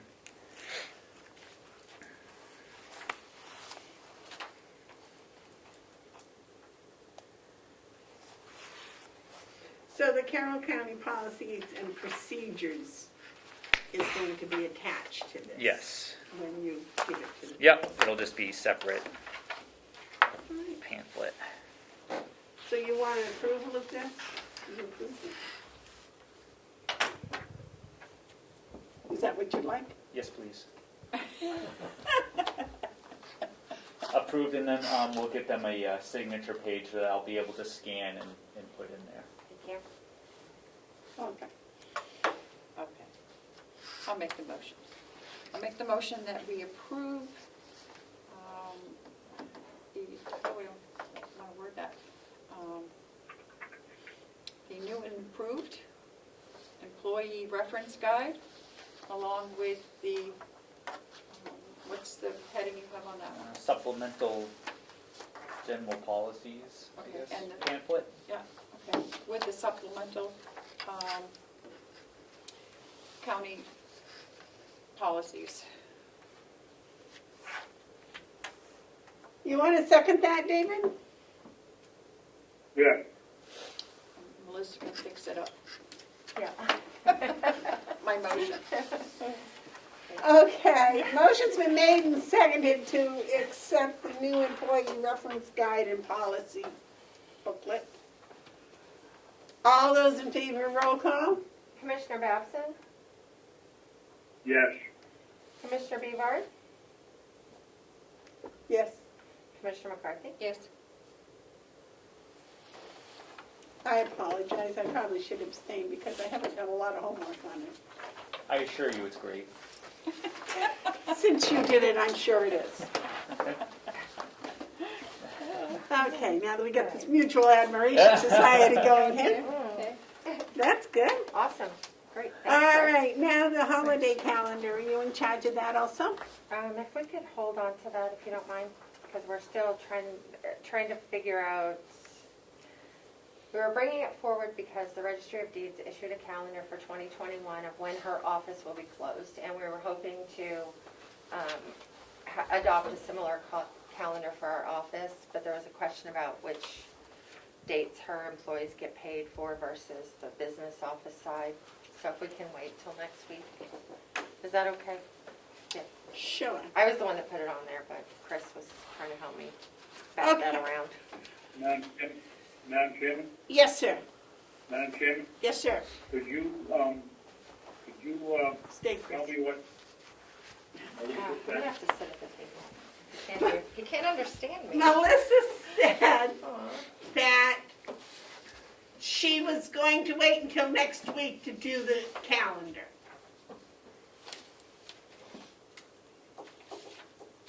Okay, Because the Registry of Deeds already has a calendar out, and they were gonna use that, but there's some question as to, not everybody gets paid the same days that the Registry of Deeds does for holidays. well, I think in the RSA's, it says very clearly when the Registry of Deeds is going to stay open, I believe. Right. There's something in the RSA's about when they can be closed and when the office has to be manned. Well, So we'll work Right. on it. Well, that's the way for the Registry of Deeds, that's not necessarily so for everybody else. well, who makes the decision when we're going to be closed? The department heads or the commissioners? I would have thought it would be the commissioners. I believe it's the No, commissioners, it has- I believe it's the commissioners that does the calendar. And we'll work on that. And Go ahead. is it a fair question to ask? Do we do it, or do we leave it to the new commissioners coming in?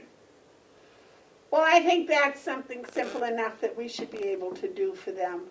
They've got a lot of coming in. They got a lot of new stuff they'll be over under. And the first holiday Okay. is before they get here, January 1st. Yeah, and January 1st is one we give them anyways, so. I'm gonna move up to the table, Chris, when you go, so Okay. he can hear me. Okay. All right. I haven't been excused. Next, the request to purchase a county cell phone. Can we go back to the executive coordinator report or no? Oh, I thought you were done. No, I just went to get papers and then Oh. life was happening without me. Sorry. Yeah, why don't you come sit right over here and then David can hear you perfectly All right, clearly. thank you. All right. Okay. I can hear her, but she doesn't come through clearly enough to understand. Well- I can hear her very well. We will make sure she I'm enunciates. trying to politely say she mumbles. Please enunciate your words properly. How's that? I grin. That's good. Okay. So if you could consider adopting the record retention policy. I brought you a new copy with the appendix that includes the record retention schedule. The main goal of the policy is so that we don't hopefully ever have to hear phrases again like, we can't find the original nursing home bond documents. It will give us a way to effectively organize the records that we do have, decide what needs to be kept according to schedule and also for historical purposes. And it also better organizes electronic storage, so we don't have a lot of things being scanned in without being indexed. Makes it very difficult to find things when we need them. Indexed alphabetically? Yes. ABC? Oh my God, wouldn't that be amazing? That means if I asked about a record that somebody happened in 2014 or 2010, you could find it? God, I would hope so. So that's, we already had a record retention policy. It was 10 pages long, and it was really mainly a list of the law. So we just condensed it, made it easier to read, added an appendix that's, a chart. And once you approve that, the next thing after the first of the year would be to set up that committee and start the thoughtful process of organizing the county records. I believe there's going to be some dollars and cents associated with this whole procedure. Okay. I really do. Well, if we're going to do it properly, there probably is going to have to be some monetary. David, do you remember sometime in the past 4 years, somebody was talking about a scan and shred operation, a company that would come and do those things? Yes. There's 2 or 3 of them, and they come with a big truck, and some of them haul them away and shred them at some other facility, and some of them shred them right on the truck. Do you remember any of the dollar figures associated with any of those? No. Do you, Ed? So I'm not in favor of shredding, so I'm not going to. Oh, it's scanned and then shredded. So we do have the 4,000 encumbrance that we talked about earlier. That's for the container out there, and if it wasn't going to be that much, we might be able to repurpose it to do some other kind of service related. Well, there is stuff in the nursing home, rooms full of it, that needs to be addressed. A lot of them are things that, after 7 years you can get rid of, but then some of them should be kept. I mean, I would think that if somebody had a criminal case that was handled by the attorney's office 20 years ago, they should be able to get a copy of it. Yes, and the county attorney, if you remember, she has a separate proposal. She has $21,000 in her budget for 2021 to bring in a company to scan everything, because she doesn't have time to sort through 20, 30, 40 years worth of stuff, so the goal is to scan, index everything. Hers is a separate process, yep. But it would have to follow the same policy, which follows the law, right? Yes. This is based on the law. It is. Since I happen to like following the law. Yep, and the law is referenced there, and it also mentions it. Except in my house. So, Just be quiet. All right. What do you think of this, David?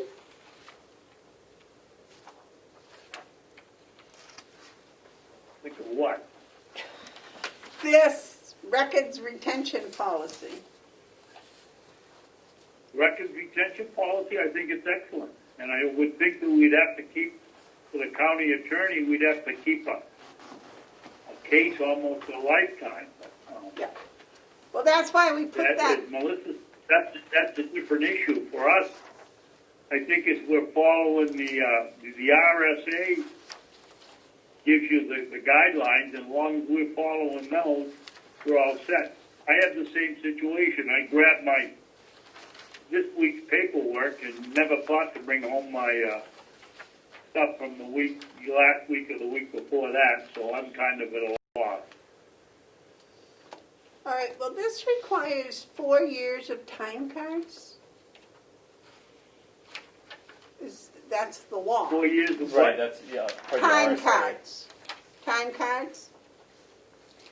Yeah, And we have, it goes a lot further back than 4 years we have right now. But that includes, once we switched over to Checkmate, now we have electronic, so. But that's only been the past couple of years. I didn't hear Chris, but does that mean that Checkmate, they have to keep our pay records for 4 years and we don't, or we still do and Checkmate has to too? We do. I would assume Checkmate would anyways. But Okay. I don't like to assume much. Oh. Well, I don't see too much to do with this, to add to it. It looks pretty consistent. You've looked at it? When she, yeah, not recently, but. Have you got any comments? I don't, and I think this, everything is by the RSAs, I don't think we can go too long, so. Okay. Would either one of you like to make a motion? I'll make a motion to accept the records and retention policy.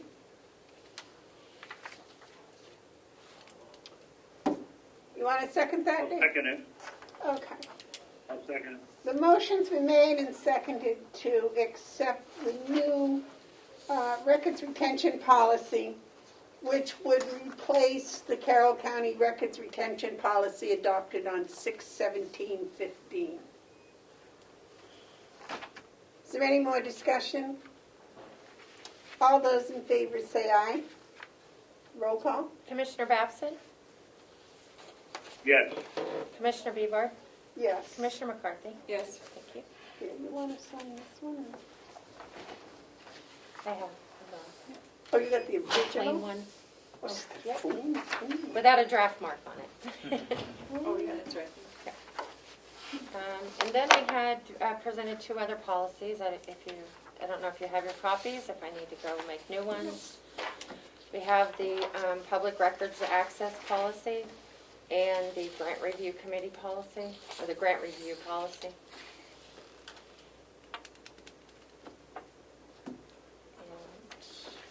Did you see the grant review policy? Yes.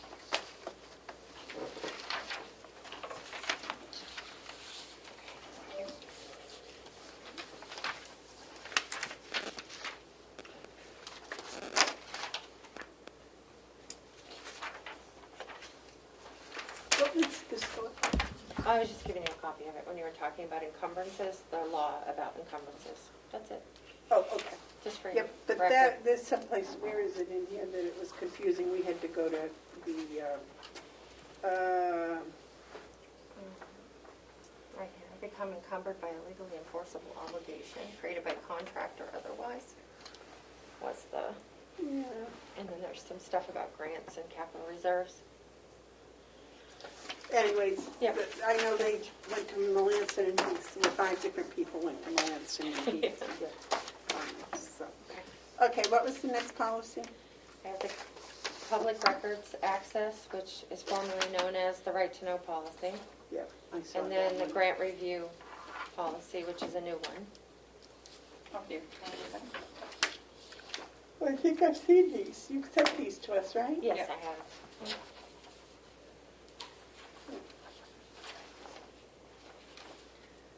So the records policy sets out, it also creates a tracking form and a specific procedure to follow so the public knows what to expect and the staff knows And this the follows the law. steps to take, of course, yep.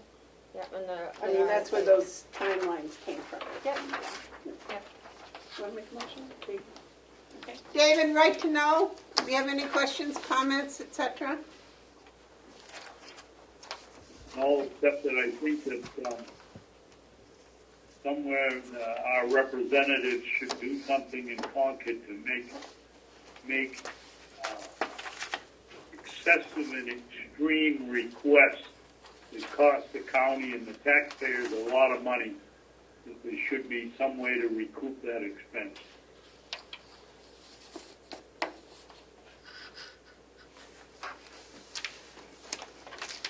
I noted that in the record.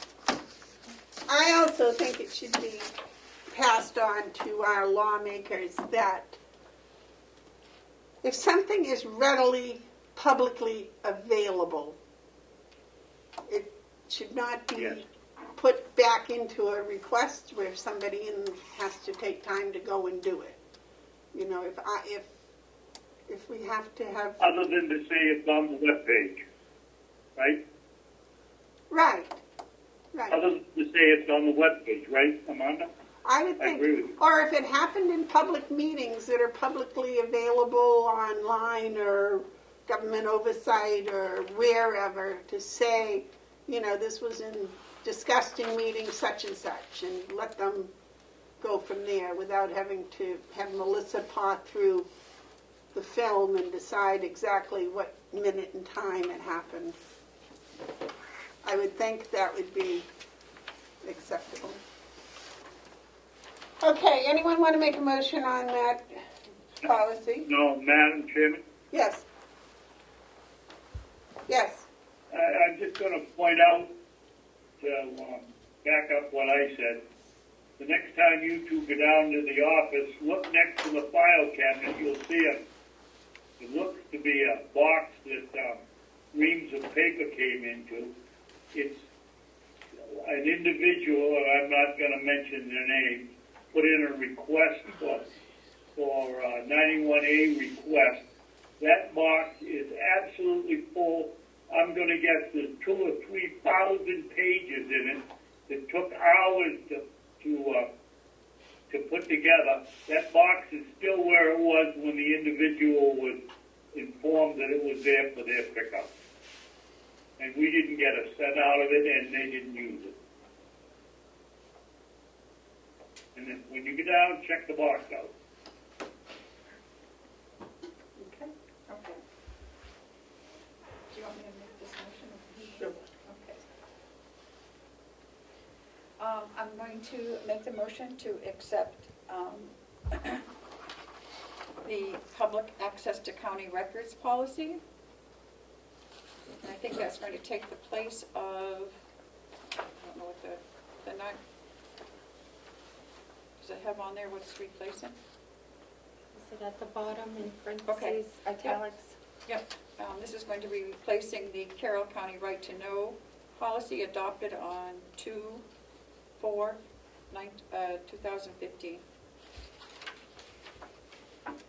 You want to second that, David? I'll second it under protest. Because I think you hit the nail right on the head. If it's readily available, we shouldn't be spending taxpayers' money to do something that a person can, if they want the information, can look up themselves. So I'll second it under protest. All right. Any more discussion? All those in favor, roll call? Commissioner Babson? Yes. Commissioner Bevar? Yes. Commissioner McCarthy? Yes. Thank you. And the last one? The last one is the grant review policy. It spells out a procedure, and then it also includes the base sheet that department heads have been using already, and just copied the one you've already been using. Is that the one I gave you? Mm-hmm. Yep.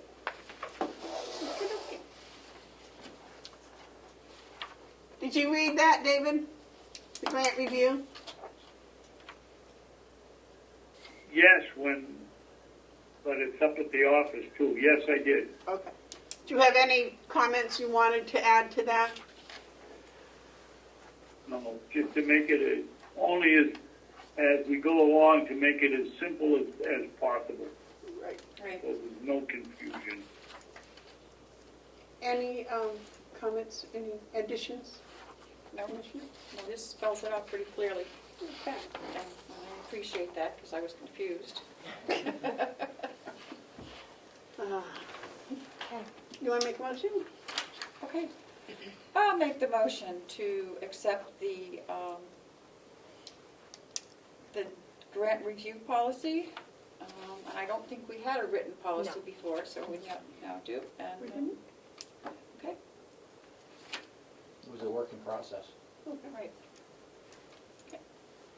Yep. You want to second that, David? Yes. Comment? Any public comment? Oh, jeez. Any discussion? Okay, all those in favor, roll call? Commissioner Babson? Yes. Commissioner Bevard? Yes. Commissioner McCarthy? Yes. Yes. Thank you very much. So I have another policy, but I don't expect you to do anything about it today, if you would mind considering it for next week, because I didn't get to send this out to you ahead of time. Are you getting bored that you got to come up with all these new policies Hey, to do? I was just waiting for the budget to be done so I could get after it. So You need to sign that. The we, budget review, wait a minute, yep, the sorry. grant review policy. I don't have the original copy of that or the public access, so could we sign it after the meeting? Okay. I Yeah, I just want to make sure they get signed. didn't bring the clean copies. So actually Chris Hero helped put this together, and it is a revision of a policy that we already have for health and retirement benefits. And what prompted us to take a look at this is that we've had a request from an incoming elected official wanting to know if they could buy into the county's health insurance. So I started a process of surveying all the other counties to see what kinds of things they offered and what Carroll County offers. I'm still working on that. As you can see, I have response from 6 counties. And then Chris has proposed just some changes to update the current policy and include elected officials. So if you could consider this and maybe talk about it next week before the new commissioners take office, that would be helpful, so we know what to do. There's never been a written policy as far as the elected officials and what benefits they're eligible for here. They are eligible for free dental. Is that correct, David? And that's all? Yes. That's all. They also pay into the New Hampshire retirement system, and they take the county's health insurance. Elected officials? Which news to The me, but- full-time department head officials. Oh, but I'm a So- full-time commissioner. That's right, So that's They didn't why let me do that. we need a policy, right? because there was no policy, it was just their whim. And apparently in the past, some elected officials were allowed to accrue time, sick and vacation. Other counties do allow that practice as well. If they keep a timesheet, I mean, there's a lot of consideration, so I'll send you. I know that the registry of deeds in different places works different than that we do. So when I get this chart done, I'll also send it to you to go along with your review of that policy. Speaking of medical insurance, did we get a refund yet from the interlocal trust? We did. Oh, Okay. Well, we have the number, and I don't Oh. have it off the top of my head, but I have it in my office. I think he's talking You, about the you, not to you exceed. emailed it to, We have the not to exceed rate for next year. I'm talking about cash money refund, which we should know now what it is. Well, you're making me second guess myself, but I'm almost positive just recently within the past few days that information has come out. And I don't know it off the top of my head. Well, But I may have it within reach. Good. Joe, do you know what it is? No, I don't, Madam Chair, but I just wanted to revisit a question about the dental insurance. As a county official, you are entitled to free dental insurance for the individual. However, if you take a 2-person plan, the free individual goes away and you end up paying for 2 people. And I think that needs to be looked at. We are. That, I believe, is under scrutiny. You like that word, scrutiny? I Okay. have that, I wanted to also for next week, because I just got this yesterday, is the 2021 agreement for Civic Plus, which is our website contractor. I don't notice any changes except for the fact that it went up about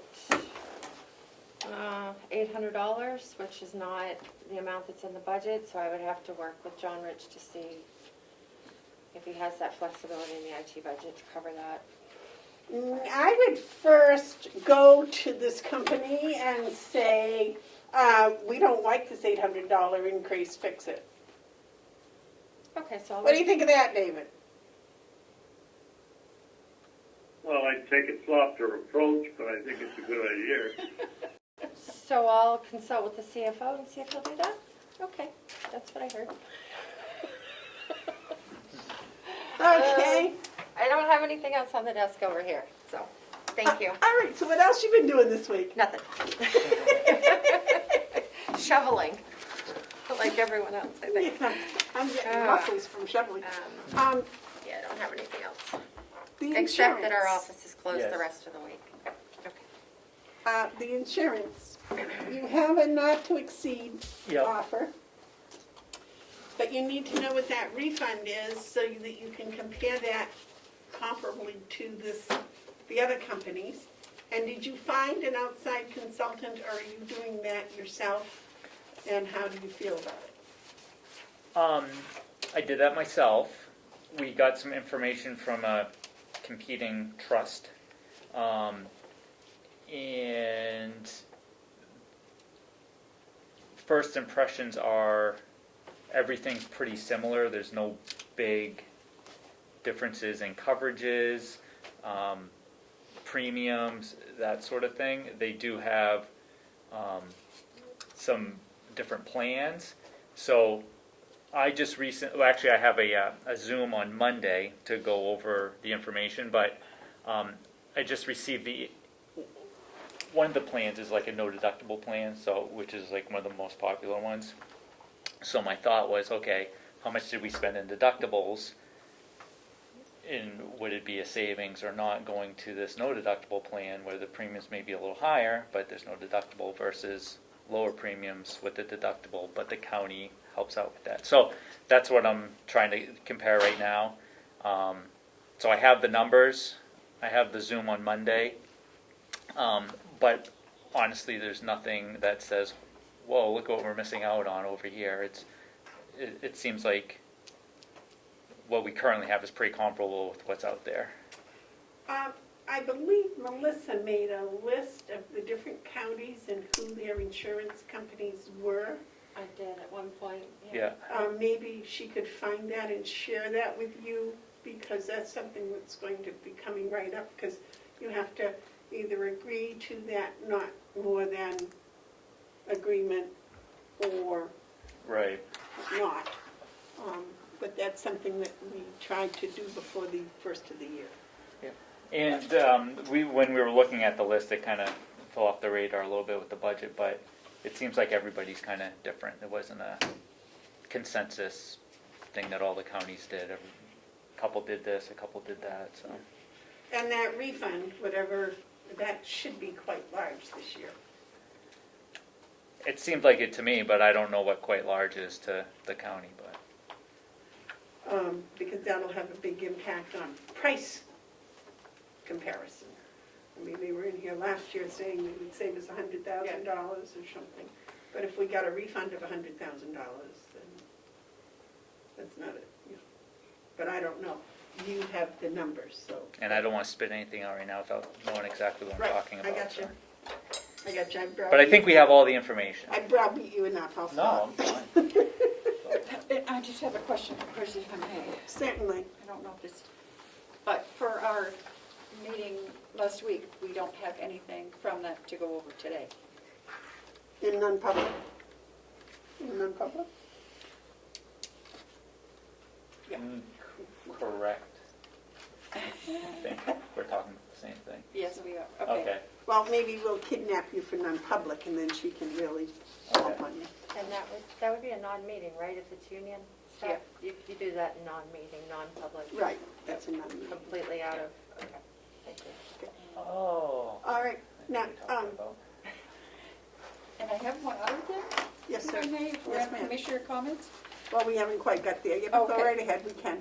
No, go ahead. That's next on the list, so go right ahead. Okay. I spoke to John Rich this morning about how many people, about the avenue seats, and if those people, their computers have been upgraded, and he said, no, not all of them. Why? So I said, oh, we were under the impression that they were, and he said, no. And I said, okay. And then the other question I had was, we want to add 2 seats. And where does that come out of budget-wise? We had thought it would be... Point of order, Madam Chairman. Yes, David. Something was going on in the set here. It was humming while Terry was talking. Is somebody's buzzer going off? I couldn't hear a word she said. Oh, sorry, David. Well, we had that thing over here where Melissa was Sounded like talking. Probably my phone buzzing. no, it sounded like someone was getting a call. Oh, okay. You want to repeat what you said for David? David, I talked to John Rich this morning about the avenue seats, and he told me that some of the computers have not been upgraded yet for the people who have the seats. And I told him we had been under the impression that they were. And then I also asked... Yeah, we were. Yeah. And I also asked him about the addition of 2 seats. One for the commissioners and one for the treasurer. And where would that come out of on the budget? And he said that he could float that this year. He has it. It would come out of his budget, and he has it, but we have to let him know, like, right away. So I don't know if that's something we want to discuss, or we can just say, yes, that's what we want, 2 more seats, and let John handle it from there. Did we ever find out if we get one for the commissioners, that all 3 commissioners get the password and can use it? Yes. The only problem with that is they have to use the same computer, which I don't see as a problem, because how often are we all in the office? I mean, they can come in and use it whenever they want, but it would only have to be one computer, but they all can have the password. Okay. So the person has to go, one of the 3 commissioners, fortunately we're in a short enclosure, so one computer will service all 3. Yes. Okay, thank you. Didn't we already agree that we wanted 2 more seats? I thought so, but I don't know if we have to take an official vote on it, or we can just tell John that's what we want and let him start working on it. Well, I'll make a motion, if we haven't already, that we want 2 more seats, one in the commissioner's office and one in the treasurer's office. So, Yes. sorry, I do have one piece of information, and that is about the treasurer would not be able to access Avenue on his laptop, Right. because he doesn't have a desktop here at the county to virtually connect to. He can't call into the VPN, connect to the VPN, because Right. he doesn't have a desktop. You can't install it on just a laptop. So just saying that, so that you don't pay for a seat that won't be used. Well, my thought on that was that it could be on Melissa's computer, since they share an office, and he could hook up to yours, if that's agreeable with the commissioners. I mean, However you... Would you already have a seat? no. I don't. No. Oh, so we could put one on that computer in that room? Service Both of Melissa them. and Joe. All right. Yeah, because Would that be acceptable to you, Joe?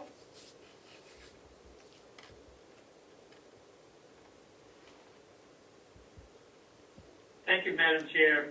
If I understand correctly, the computer in the office that Melissa and I share, her computer would be the one we would be using to access Avenue. Is that correct?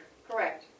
Because you cannot So, access it from home on your I know, desktop. But yeah, I understand that. you could access it from home That on being said, your computer through, you'd call into her computer with your desktop. Right? With his laptop. Okay. With your laptop. that being said, does that mean there's, if I may, does that mean there's got to be an extra seat because now Melissa's on it too? No. It would just be a seat for you two and then one seat for the commissioners. The only caveat to that is that if he Okay. dials into my computer, he can see everything in my computer, not just Avenue. Well, I would talk to John and see if we can, So if if there's there's a some way way we to fix can that. do that Yeah. before we go ahead and install it. Okay, thank you. Just for non-public stuff and Yeah. security. The only other question, sorry, Nope, go. Go ahead. Yes, the sir. only other question, Madam Chair, I don't know if John has supply of older desktop computers that could be left in my office and do it that way too, rather than having to get a whole new one. So there's a couple of possibilities, and it wouldn't involve tying up Melissa's computer. Well, I'm sure that we can work that out as long as we know that we want a seat that's accessible by you and one by the commissioners. Right, Okay. right. That's my motion. Do I have a second? I'll second. Is there any discussion? All those in favor say aye. Roll call. Commissioner Babson, Yes, Commissioner Bevard, Yes. Commissioner McCarthy. Yes. Okay. And would the commissioners like me to follow up with John on that, or would you rather do that, Madam No, Chair? I think that's something that you started, you can finish. And find out why everybody else hasn't Hasn't got been on their there. seats. Yep. That's ridiculous, not having seats. That's crazy. We've been going over this now for 4 years. I'd like to have that done anyways before I leave. Okay, anything else for you for commissioners' comments? No. No. David, your request to purchase the Yes. cell phone. Have you gotten anywhere? yes. No, I believe the last commissioner I knew that left paid $25 for his cell phone. Is that correct? that's my understanding, well, yes, Yes. that's my understanding. Yes. So, I told Ferguson, and we discussed it shortly, and he inquired how old the phone was, and I said, well, it's about 3/8 of an inch thick, so it is not new. And I guess the decision was made, it's kind of old, so whatever. I Now- want to pay something for it. well, and I'm in the same situation, but here's the thing. You have to take that phone to some phone line and get it hooked up, don't you? Yes, I plan to pay for that. Right, because, I mean, It's we going to be can't, my phone, so I'll have the same responsibilities of anybody else that has a cell phone. It isn't being paid for by the taxpayer. right. Now, I can't help on that decision because, I mean, $25 was what I was would it? think it would be a conflict, I would think it would be a conflict if any of the three of us, well, at least you and I, were there and making the decision. I'd rather have someone say, maybe the finance officer, I don't know who it would be, but say, this is what we'd like for the phone, do you want it? I'm thinking maybe John would be the person. Okay, Although, I don't think John has anything to do with the phones. He doesn't order the phones or anything. No. So I don't think they're in his, well, Kathy orders the phone. yeah. Joe had a comment. Okay, so then maybe that, you're right, the finance office. Joe, you have a comment, you have a phone also, right? Madam Chair, thank you very much. No, currently I'm using my own phone. However, that may change because I'm having difficulty with it. In any event, if it helps as an elected official and treasurer of, obviously, the Carroll County, I would not be opposed to selling these used phones for $25 to the previous commissioners, providing that all the information on the phones is somewhat deleted, if you will, in regards to the county. I do believe that $25 is better than probably what you can maybe get on an open market, because as you know, if you go to trade it in, they have to price the new phone to offset what they're offering on the old phone. So if it helps, I'm in favor, and I would like to vote so. Well, I think that's something that you and Fergus and the finance office will have to come up with a decision. And if you would give David and I a number by next Wednesday, and then, but as far as that goes, I don't know about having my phone purged, and you can have my phone. You know, my county phone. It's not very old. Yeah. I My don't, guess is the purging would have to be done by the phone company or the carrier that we have currently. I think John can do that. I don't know, we'll have to ask you, Yeah. maybe. Yeah. But anyways, if you would, That may be a possibility too. yeah. He put it in my phone, so I would think he could take it out. Yeah, yeah. So whatever the finance and the treasurer come up with, then we can either accept it or refuse it, right? Sounds like a plan, Commissioners. Thank you. Okay. David, do you have any other commissioner comments or reports? Yes, I do. Let me see the date here.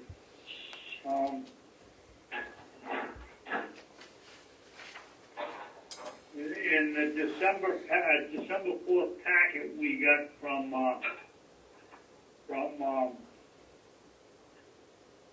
to sign the checks, Terry and Joe signed off. I didn't, and my question was, what happened to the backup that this one is for the state of New Hampshire for the medical guy that comes around and tells you if you're not breathing, you're dead.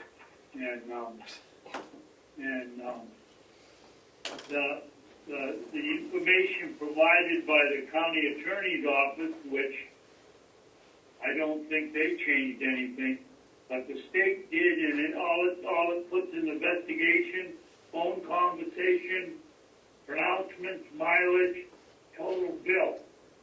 The original one we used to get said where the examiner went, so we could somewhat judge whether the mileage was accurate or not, because as you know, they might leave Wolfboro and go to a Hart's location and come back to Wolfboro and then go home to Conway or wherever they live, and we have no tracking of that whatsoever. And the other one was, or is, I don't think it's a problem, but we had a bill to pay the town of Ossipee their tax bill. Who approves that? So the commissioners approve it, and if we do, we didn't prove it. We didn't approve it. I think that comes through like any other bill. Town taxes, we can't tell them we don't like it, or we can tell them we don't like it, but we still got to pay it. Madam Chair, I think the commissioners did take a vote. You took a vote on it. You had this discussion, and we were reminded that you need to approve all of your things that come out of your budget, the commissioner's budget, and the special fees.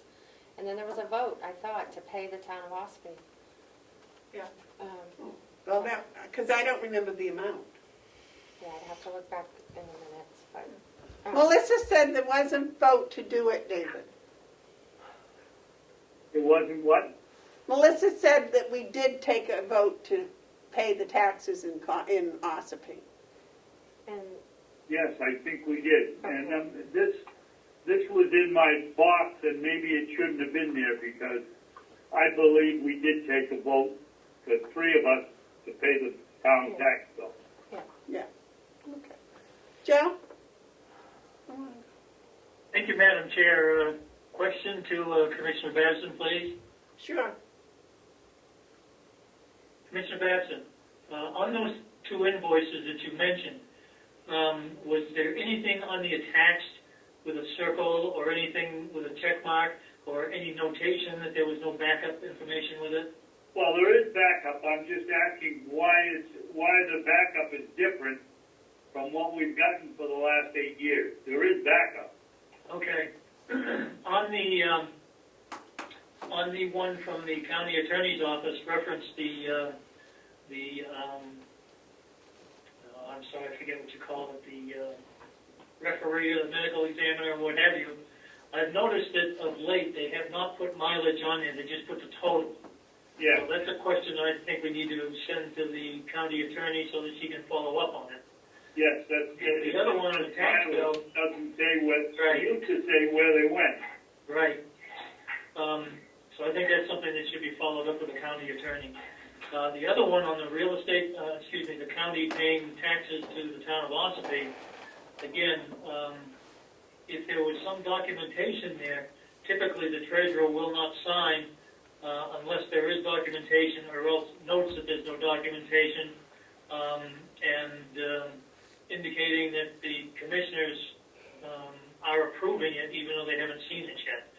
We kind of got the cart before the horse on that, and I think I mentioned that before, but we do take that liberty, and if there is a problem, usually the commissioners will bring it up to us. So I just want to be sure that we're doing it correctly, that's all.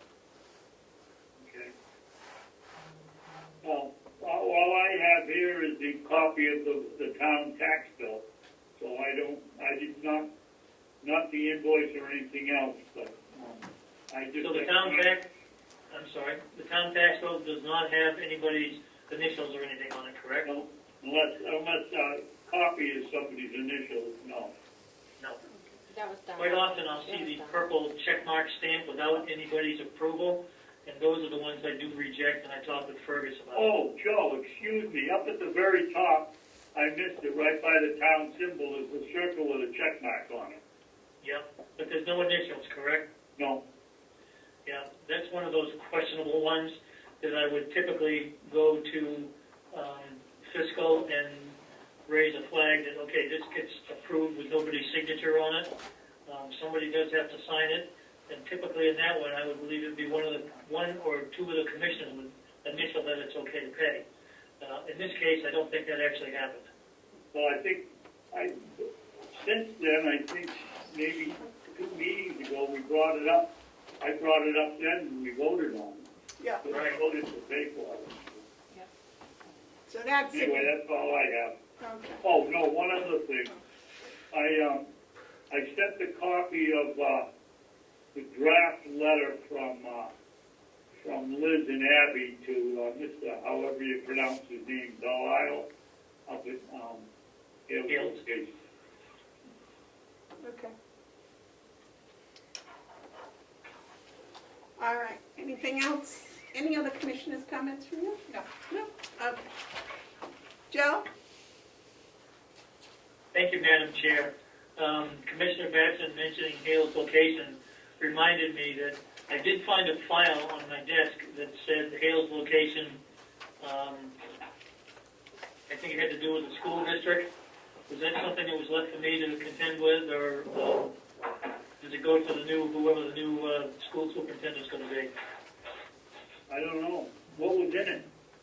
I didn't look at it. I just noticed that the title on it was Hale's School District. Well, maybe I left it in there when I sat down and was chatting with Melissa. Maybe I left it on your desk, Joe. I don't know. Okay. If you think about it, drop it off and put it on my desk. I think it's a copy of the letter from Abby and Liz. Okay. All right. And that's another thing, Never mind. Commissioner McCarthy. Somebody up there has to move forward with getting the law changed so that we don't have this work of unincorporated places. And I believe there's 2 ways to do it, 3 ways. You can go to the Senate, which has no rules about when you can put a bill in.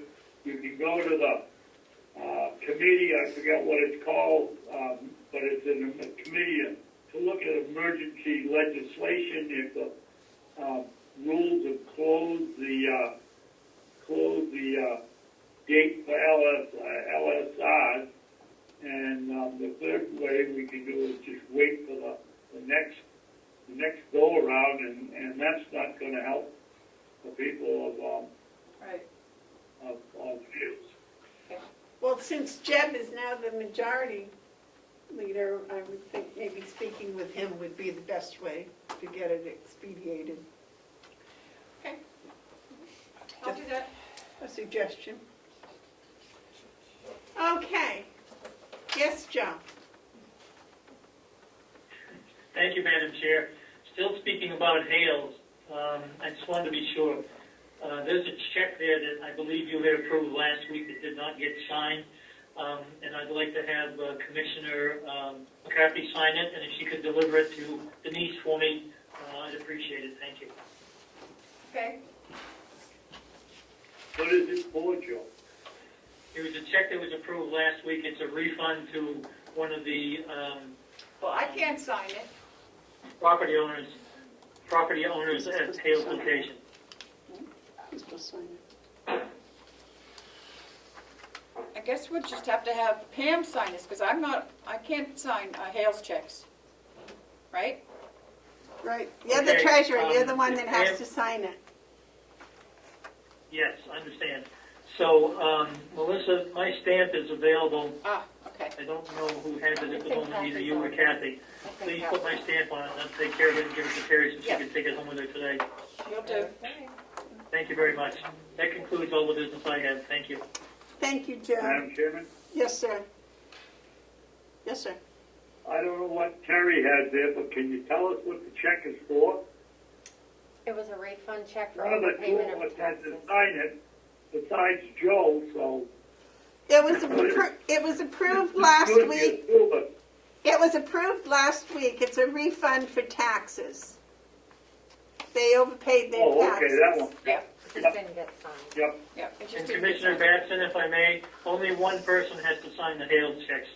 That's the treasurer Why? or their designee. That's the way they were set up. Oh, that's right. We have to sign two for the, we actually don't have to sign two for the, even for the county. One Right. the treasurer and one commissioner, yeah, you're right. And you're going to sign checks tomorrow, right, David? Thank Yes, I you. will. Thank you. And the assistant treasurer will be in today to sign the rest of the checks today, too. All right. Thank you. Are there any media questions? Yes. Madam Chair. Can I direct a question to what Commissioner Babson said before about the 91A and the box in the office? Go right I'll ahead. go through the chair. Go right ahead. Commissioner Babson, is the box that you're speaking of that's in the office, the reams of the 91A request documents, was that mine? Well, I tried to cover for you, Ed, but yes, it is. Okay, well, I had said 2 years ago when I put that in, that could be returned to wherever you archive it, because I came in and scanned every one of those documents to investigate something that's still not completed. So I don't know why that box is still sitting in the office. So you cannot use that as an excuse that someone didn't come in and it was hard to retrieve and everything else. In fact, I had to go through an attorney to have you give me that information, which cost me about $3,000. So you can now put that back in whatever archive area you had it in. Thank you. Just to set the record straight. Then the archive area will be under my desk in the near future. I'm sure it will. Is there any other media questions? Is there any public input? Don't see any on there. There's a whole bunch of comments, but I don't see any public input. All right, David, we're going into non-public. They are both under A, 2 sessions. 2 sessions, actually 3 sessions. And A and A, I guess. You want me to read it in? I can read it in if you want. I don't have them, so you gotta do it. Okay. I make a motion, we go into non-public session for RSA 91A32A, the dismissal, promotion, or compensation of any public employee or the disciplining of such employee or the investigation of any charges against him or her unless the employee affected has a right to a meeting and requests that the meeting be open, in which case the request shall be granted. And that is 1, 2, and 3. Do I have a second? I'll second. Roll call, please. Commissioner Babson?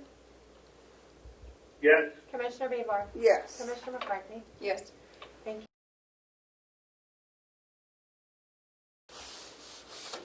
I make a motion, we come out of non-public and we seal number 2. I'll second. Roll call? Commissioner Babson? Yes. Commissioner Bieber? Yes. Commissioner McCarthy? Yes. Okay, is there anything else to bring up at the meeting? No? Okay, Make a motion, we adjourn. I'll second that. All those in favor say aye. We're done.